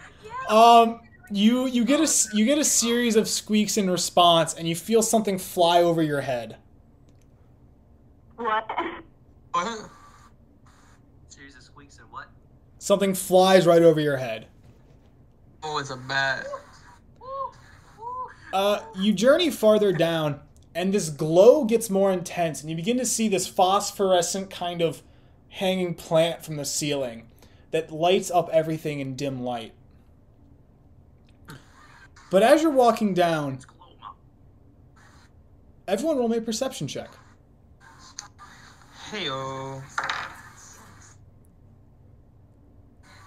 I'll take the Okay, you Alright, my head is hurting trying to do math. What is my plus? Is it plus 3? I got 10. 10? dirty 20. 30, 20? 17. 17? Dickless, what'd you get? I got an 11. 11. Jumbo, you notice that as you walk down, there's kind of this awkward bed of rocks that push up against the side of the water. Like this walkway from the water. And there's this acrid kind of disgusting smell in the air. But on the rocks, you see something twitch. It's a small twitch. Oh! Small man. Is it, did I see that with my 17? You did not. Oh. Jumbo is a brave Oh. lad. We'll go closer to investigate. You go closer to investigate. We've lost someone. How close do you go to investigate? Jumbo's a brave lad. He's a foot away from the thing. Welcome back.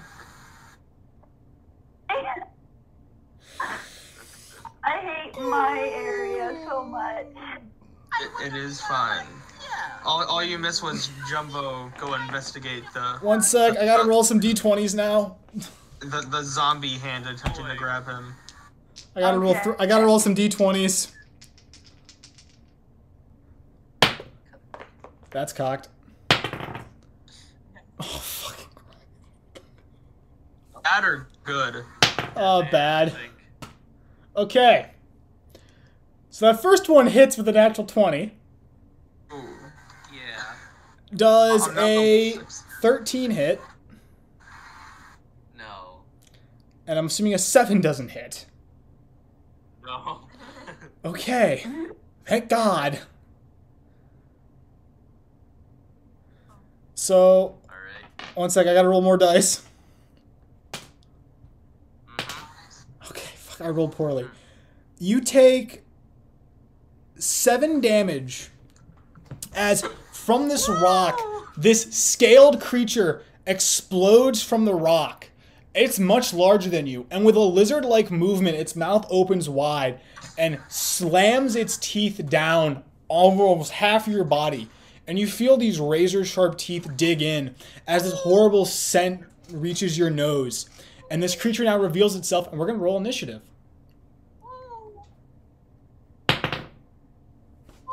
How honest? I have a +7. How low is Monsieur Jumbo? I'm going to baseball pitch my dice through a window. Uh-oh. Mine. Is this initiative? What? Jumbo, are you? All right, so 25 to 20. Nobody. All right. 19 to 15. I'm 21. 15. Oh, Nicholas, 15 for Zephyrin. I'm 15. 15. So you guys will go on the same turn.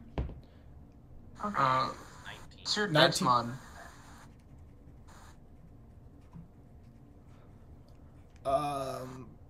So Right. 19 for Jumbo. Sorry, I rolled a 21. I know you're first. So 15, 15. Oh, Zephyrin and Faye. You guys are going at the same time. So you can choose who goes Combo first. attack. What's your dex modifier? My dex modifier is Yeah, 0. Oh, then I go first. You're going first. I'm just saying, like, your turn is happening at the same time, but... Yeah, I know. And this fucking thing. All right, so first in the order is Dickless. This is about 30 feet in front of you. Okay, I have 30 feet movement and speed, so can I get up to it to attack? Yep. Okay. So let me attack with my greatsword. Roll to hit.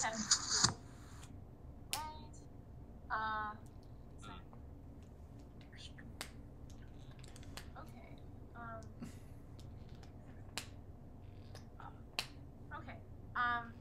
11. 11. 11 will hit. You bring your weapon down, and the creature has scales, but they offer up little resistance as your blade splits them and digs into its back. Roll damage. Oh. Right.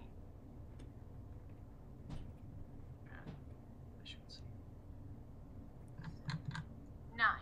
9. All right. Will that end your turn? Yes. All right. Next up in the order is Jumbo. You are released from its jaw, so it bites down, pulls back. You have a deep gash running along and several deep cuts, but you are not grappled. Okay. Ooh, how well can I move? You can move just fine. The adrenaline pumping through your system keeps you up, but you are in pain. Ooh, cool. Alright, just making sure. I'm close to this big old thing, right? It's right in front of you. Cool, I'm gonna aim for its eye and stab it with the poisony dagger. All right. Roll to hit. Yeah. I will roll its save. It does make the save. 10. How much? 10. 10. You lunge up with the dagger, trying to catch the creature as it's bent over in pain.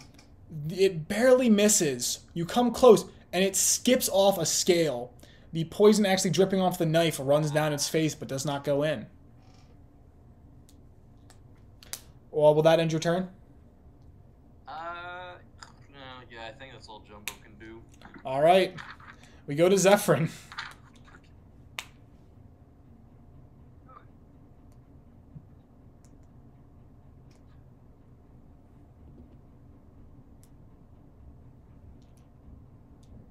Zephyrin, what would you like to do? I forgot I was muted. Okay. That is on me. I will do Yay Old Sacred Flame. That's a save, right? Yep, a dex save. I made it for once. What'd you roll? Nat 20. Oh, yeah, perhaps that saves. Yes. I've rolled 2, and that's all I've rolled today. Oh, and I mean, then I can show with you the bonus- dice if you want. I trust you. Then with the bonus action, I'll cast Healing Word at Jumbo. All right. That'll be a single D4 plus 3. You heal 7 hit points. All right. Dumbo has healed everything he lost. So I'm just like, you got this, buddy. Faye, you are up. I will hold up my staff and use Druid Focus to use Entangled on it. That's a strength save of, I believe, yours is 13. Nope. It is now restrained.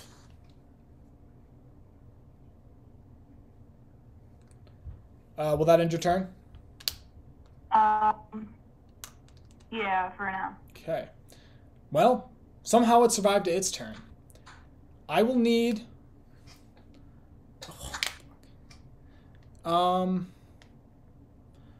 Dickless can't smell, correct? I believe so. Okay. I will need Jumbo to make me a Constitution saving throw. Roll a d20. Where's your phone? Oh, okay. That's a 13 plus anything. Yeah, 2. So 15. 15 succeeds, all right. The monster is going to attempt to break free. Fails. That will end its turn then. We go back to top of the order with Dickless. Okay. It is now restrained as well, so you have advantage on this. Cool. So let me do Great Sword again. So let me try to... With advantage? Yes. Okay. Okay. That is a 21. Hits. Okay. And then...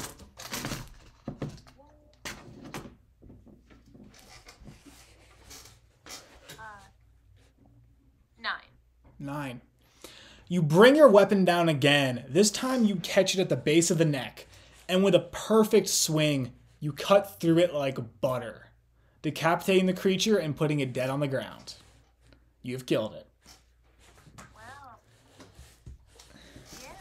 I don't think I've done that a lot. Nice job killing the beast.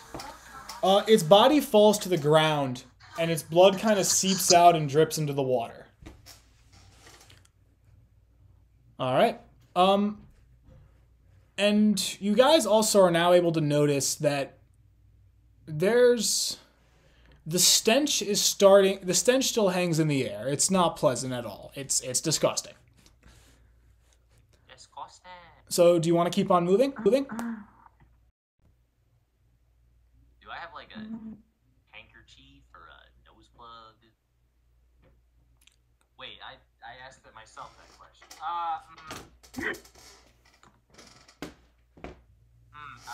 I don't think I... Yeah, no, okay. Alright, never mind. Ignore me. So you guys keep walking. Would like You walk on for another 30 minutes. At this point, you hear something. Something big.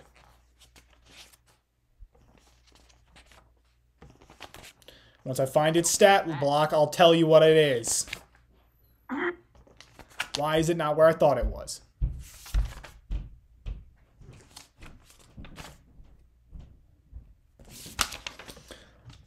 Here we go.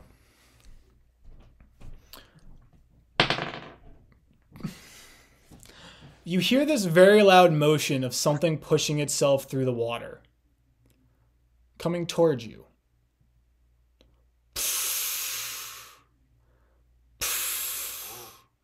You hear the bats above you go wild as they quickly start to fly away. And across the way, illuminated by the light of the bioluminescence, you see these strange kind of white beetles quickly scuttle off the side of the bank and climb up the wall. Something is coming down towards you. What do you do? Jumbo would like to look for a place to hide. Sacred Flame. Sacred Flame. So Jumbo rolls stealth. Yeah.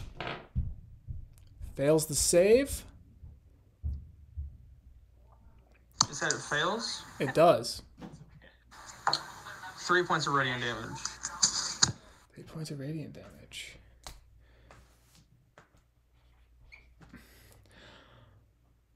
With the sudden burst of light from Sacred Flame, you're able to make out a huge white crocodile slowly pushing its way down the water. Suddenly illuminated by your flame, it lets out a roar and begins to swim faster down the tunnel towards you.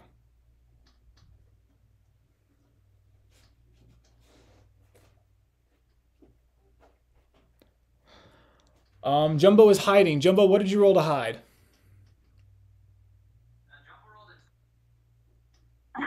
I did not catch that. Jumbo rolled a 10. 10. Okay. That's its passive. The crocodile is about 40 feet away from you, quickly making its way towards you. What would you all like to do? It's in water, right? It is swimming upstream towards you. Can I use Thunder Wave on it to electrocute it? You will have to Thunder Wave, right? I believe that's around It's self. Yeah.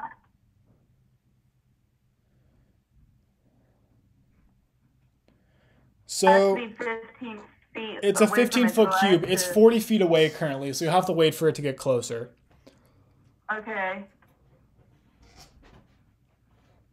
Should I go, wait, so I would shock everybody else. Yeah. So I would have to walk up anyway. All right, I'm going to say surprise round's over. Everyone roll initiative. Wait, if it was a surprise round, I was gonna do another Sacred Flame. Well, your Sacred Flame kind of like I said that started it, and like I was waiting for her to decide what spell she wanted to do. Okay. Oh my god. So roll initiative.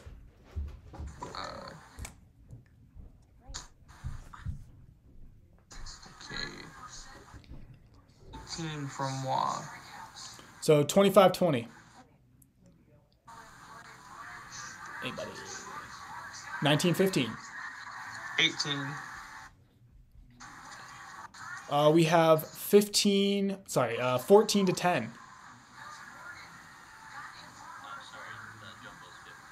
Jumbo's 15. Jumbo's 15. So then 9-5. I'm a 5. I'm a 5. Dickless, I believe, has the higher dex. Yes, I have 0. Yeah. I think anybody would be If your dex isn't negative, you win. So first up is Zephyrin, sorry. Flame. All right. Failed to save. don't want to waste too many spell slots. 5 points of radiant damage. 5 points radiant, nice. And then I'm just readying myself for it to get close. Okay. We go to Jumbo. You are not hidden currently. It seems to have noticed you. Done. Alright. How close is that big old... It's about 40 feet away currently. Cool.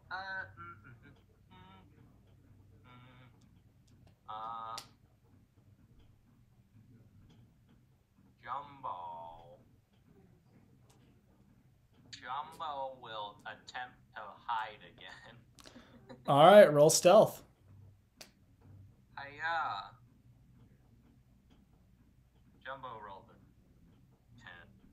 Again? Yeah.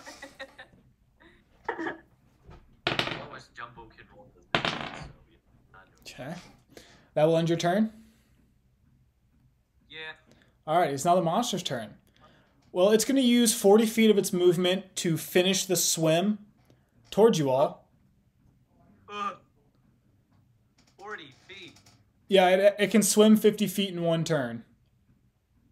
Oh, okay, that makes a bit more sense. So it's going to get right in front of you all, and that will end its turn in the water. It will then go underneath the water. Actually, no, it will not. It'll stay there. That'll end its turn getting to you. The crocodile submerges and then resurfaces. Yeah, it's going to stay on top of the water. That ends the monster's turn. Dickless. Okay. Let me use my sword again and attempt to roll the hit. So you move to the edge of the water. Yeah. 6 plus 11. 11 to hit. You step to the edge of the water, bring your sword down, and it just seems to kind of move its head as your blade splashes into the water next to it. Will that end your turn? Yes. Okay. We go to Faye.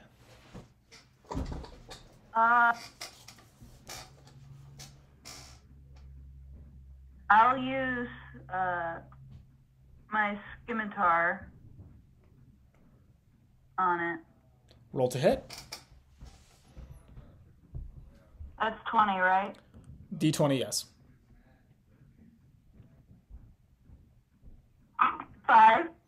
Will not hit. You go to swing down, but once again, you just can't seem to get the creature. Your blade falls short in the water. Top of the order, Zephyrin, you're up. Great. It's in front of us, you said? Basically, yes. You have to walk forward like 5 feet to get it, but you all have 30 feet of movement, so it's there. Yeah, I'm gonna get behind it and try to like whack it on the like the spine behind it. You can't really get behind it, because it's in the water still. It's fair. Go to and like whack its jaw. Okay. Roll to hit. What is the plus? Whack. Shan, is Cross with us still? Cross is against the wall, scared for his life. Oh yeah, I'll just like shout. Hey, you might want to back up, buddy. He's trying to disappear into the wall. It's a 14 to hit. 14 will hit. Let's go. Are you kidding me? 1 point of damage.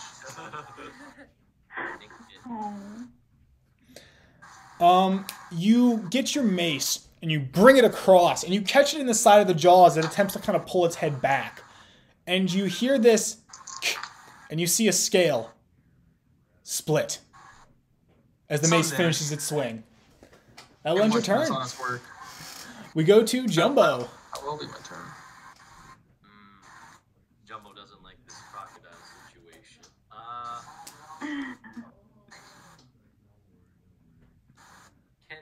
Can Jumbo attempt to scale up over Dickless and then stab it from above? Are you trying to like jump onto the crocodile to stab it? Yeah. Jumbo's being brave. Let's go, Jumbo. This is the kill moment you were waiting for. All right. Hold on, Jumbo has to his nuggies. Jumbo requires nugs. Okay. So I'm gonna have this be roll acrobatics. It's not. You're probably gonna make it. Roll acrobatics and roll an attack. Okay, never mind. Okay, acrobatics. Hiya. Alright, 11. Perfect. If you rolled above a 4, I was gonna say you did it, and then roll an attack. Okay.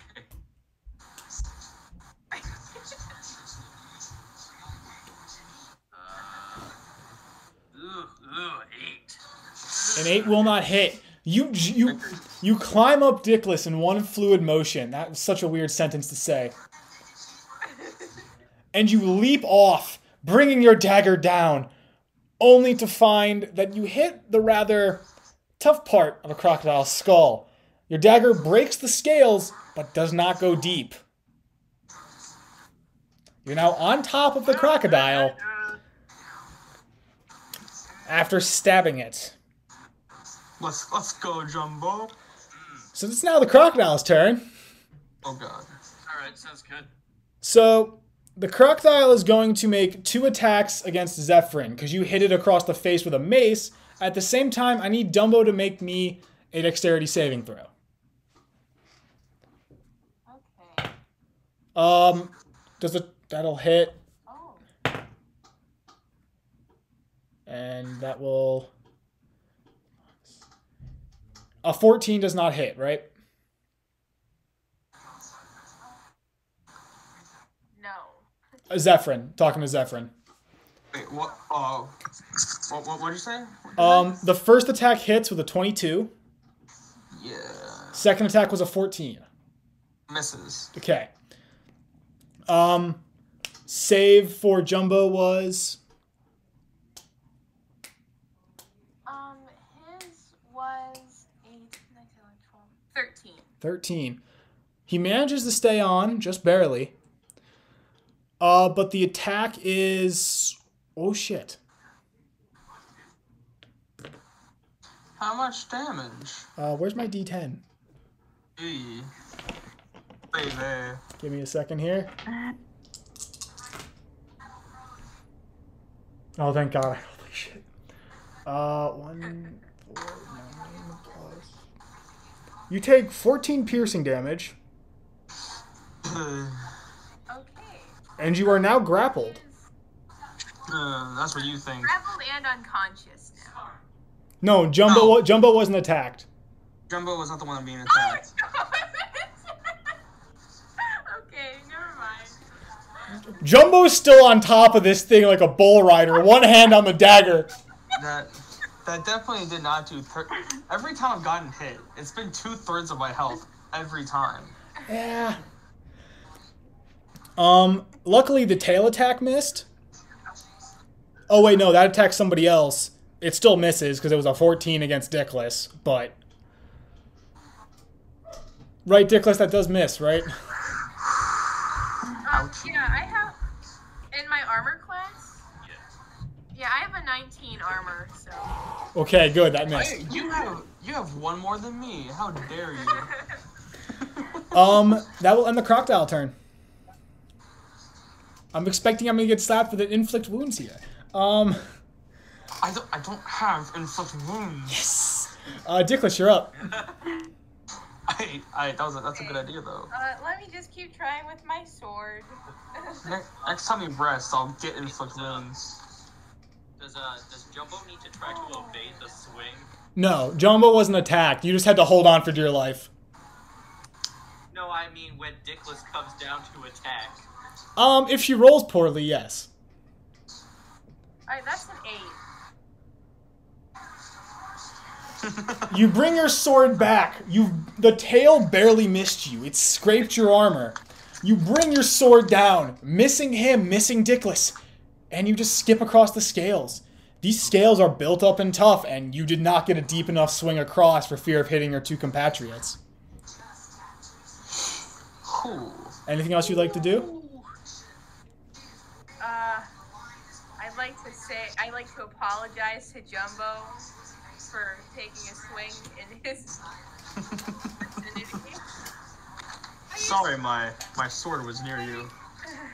That's it. Well, that ends your turn. Faye, you're up. I'll use scimitar, my scimitar again. Roll to hit.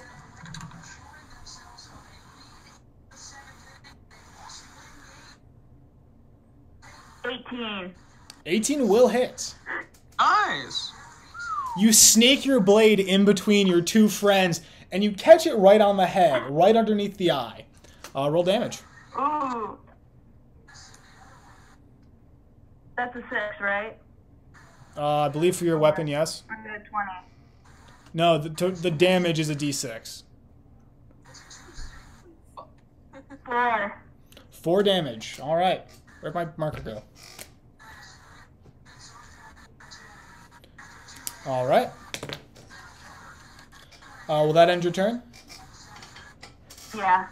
All right, Zephyrin, you are currently grappled. Who's after me? Jumbo. How confident are you that you're gonna hit? Oh, me? You know, I get +3 to when I attack you with the dagger, so, you know, it's up to you. I'm gonna put my money on you. Hopefully it pays off. I'm gonna use my Channel Divinity Path to the Grave on it. The next one that hits is a double damage. Got it. Oh boy, but faith in me. I have faith in you, Mr. Chin. Mr. Jumbo. Mr. Big Noodle. To you. Is there anything else you want to do? Or try to do? Healing word to myself. Yep. Just I'm like giving myself a little pep speech. 7 hit points again. Nice. I'm at 14 health. Yay. Oh, God. You're It's at Jumbo's Jumbo's starting point. All right, that ends Zephyr's turn. That'll be mine. Jumbo, you're up. Jumbo time. Right. Jumbo, riding atop this majestic beast, raises his dagger aloft, his venomous dagger that he spent 80 gold on, and begins to plunge it down. Yeah, it was like 80 gold. I don't know. It was 80. I was like, it was somewhere around You got there. overcharged badly. It's fine. Jumbo, Yeah, it was a good deal. Oh no. Yeah, does it get advantage somehow because of the flank-ish? It's not really flanking. He's standing on top of it, so it knows it's there and it's actively like moving around. It's like if it wasn't aware of it, I'd say yes, but he's on its head. So like Flanking is just like I'm on one side, he's on the other. but he's standing on top of it, so Yeah, that's fair. it's standing and it's moving around. That's why I didn't give it advantage. That's fair. What'd you roll? 7. Jumbo got 7. He goes to plunge down into the beast and it misses. It moves and your dagger slides off and does not cut deep. As long as someone hits it, it's a double damage. However, it's now the monster's turn again. I'm gonna get hit with it. It's gonna bite you. So, Yowza. does a dirty 20 hit? Is water wet? Yes. And I don't care what philosophical debate you get, water is wet. I don't care. That is, oh my god. More than 14. Yes. I'm down. You are unconscious in the crocodile's jaws. That's It not is very kosher. now going to make it's now going to make a tail attack against Faye. Oh no. I thought you were gonna say against me, and I was No. like, that's 2 death saves. Faye, I'm assuming a 17 will hit. What? A 17 will hit. A 17 hits your armor class. Yeah. You take 9 damage. I need you to make me a strength saving throw.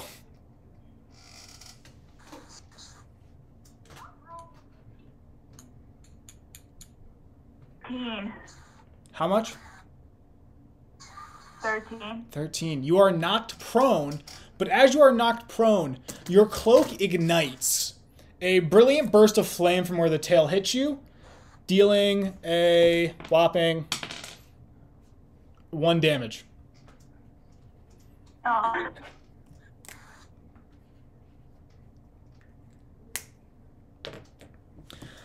That ends the monster's turn. We go to Dickless. For your 3rd level, I would have Hellish Rebuke.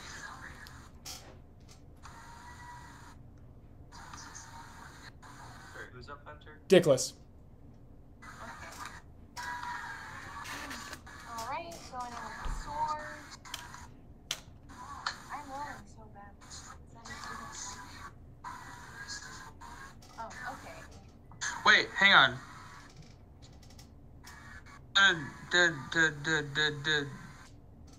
Freya? She's last in the order after Dickless. Did person hit?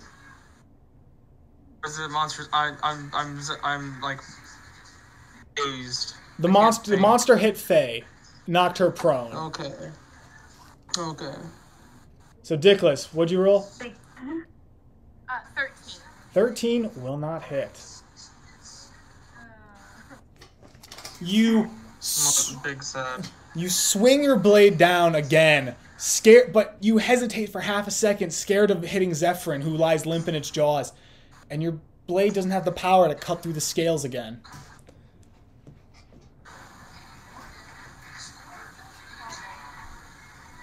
That ends my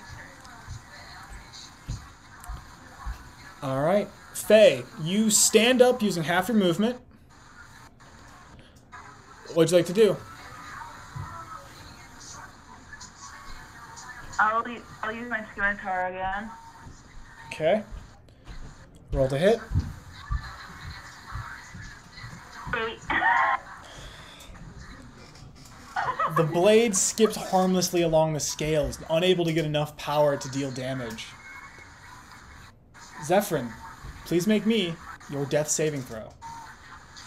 Now, do you want me to say the number, or just like tell you if I make say the 3 failures? Sorry, what was that? Tell me what number you roll, just because I like hearing them. I like the sense of impending dread. 4. Oh, no! Jumbo, you're up! Alright, okay, where's Zephyrin exactly? In its jaws. Alright, Good job. alright, oh god, okay. Alright, Jumbo, you really gotta get this, buddy.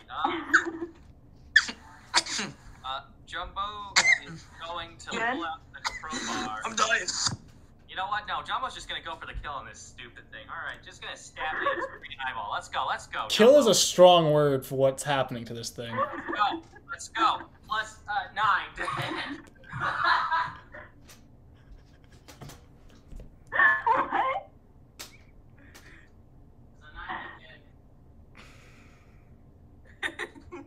What? You go to swing the dagger down, but the movement of its head means that your blade misses, skipping off the scales once again. Oh no. Question: is it just gonna bite me and kill me? No, it is not. Like, am I still like on top of the thing, Hunter? Yes. Yeah, I'd like to just try to grab its eye with my bare hand. Oh. Listen, we're in desperate times now. That would definitely take an action, I would say. Yeah, I'm gonna say that takes an action to do.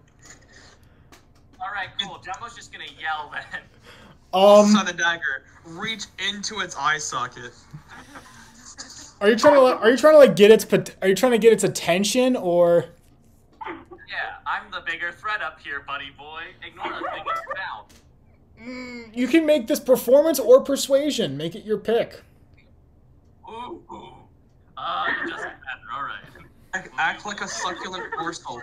Because that sounds. Oh my god, why? 18. God damn it! Its intelligence is. Come on! I rolled an unnatural 1 for intelligence on that. Actually, no. I rolled a -1 on its intelligence roll. I've rolled lower. Let's go. Okay.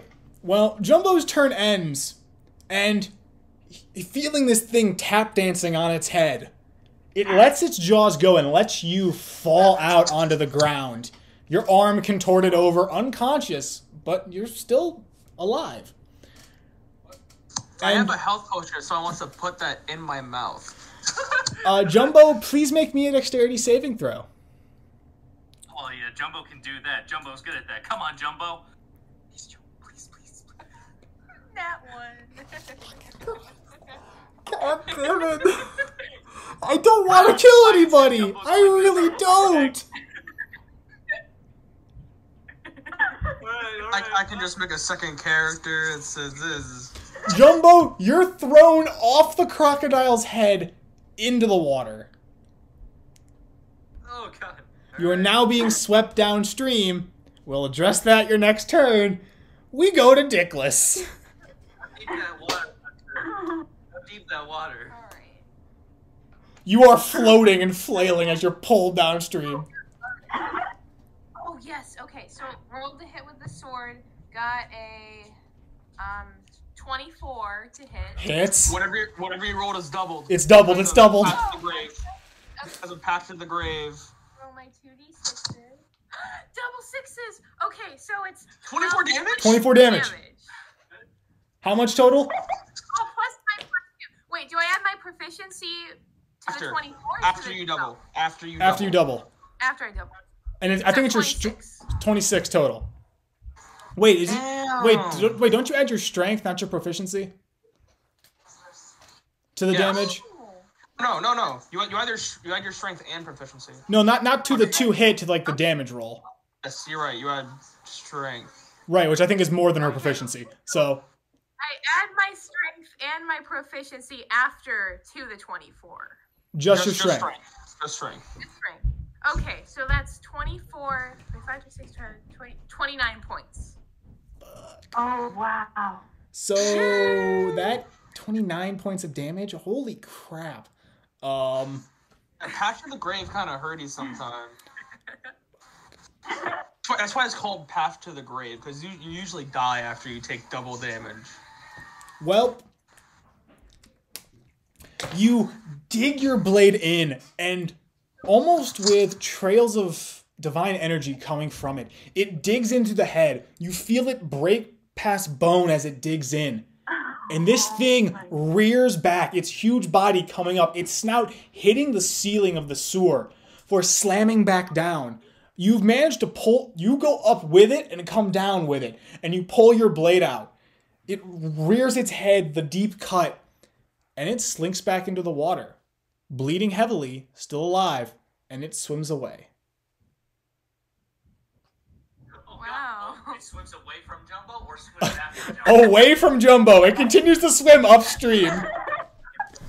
Hey, Jumbo, do you feel an impending doom upon you? You just brutalized this thing to the point where it gave up on fighting you. With a -4 to intelligence, I feel like that's the appropriate reaction. Okay, who wants to stabilize your currently dying cleric, or who wants to go rescue Jumbo, who's being swept down the river? Jumbo, roll me an athletics check to see if you can get to the side of the river quickly. I have a health potion on me, just that'll bring me right back up. I'll get your health potion. 17 for Jumbo. Jumbo, it takes you about 50 feet, but you do get yourself back to the side of the river. That's good. And Zephyrin, health potion gets you back up. It's 1d4 plus 4. Yep. Faye rolls that. Faye, roll me a d4 plus 4. A D4.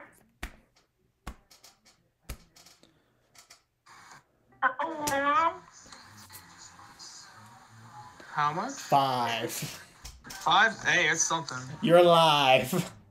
We'll take it. I am up. I am not visiting my matron today.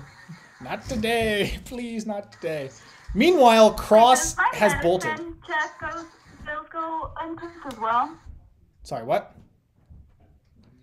Does my medicine skills go into this as well since I'm helping him? No. Okay. Medicine is like, to. oh, I'm just trying to stabilize you. I would still be unconscious. Okay. Okay. Got it. Well, on that note, I feel like, do you guys take a short rest? Yeah, that's Maybe. Okay. All right. Do we want to call up there for the night?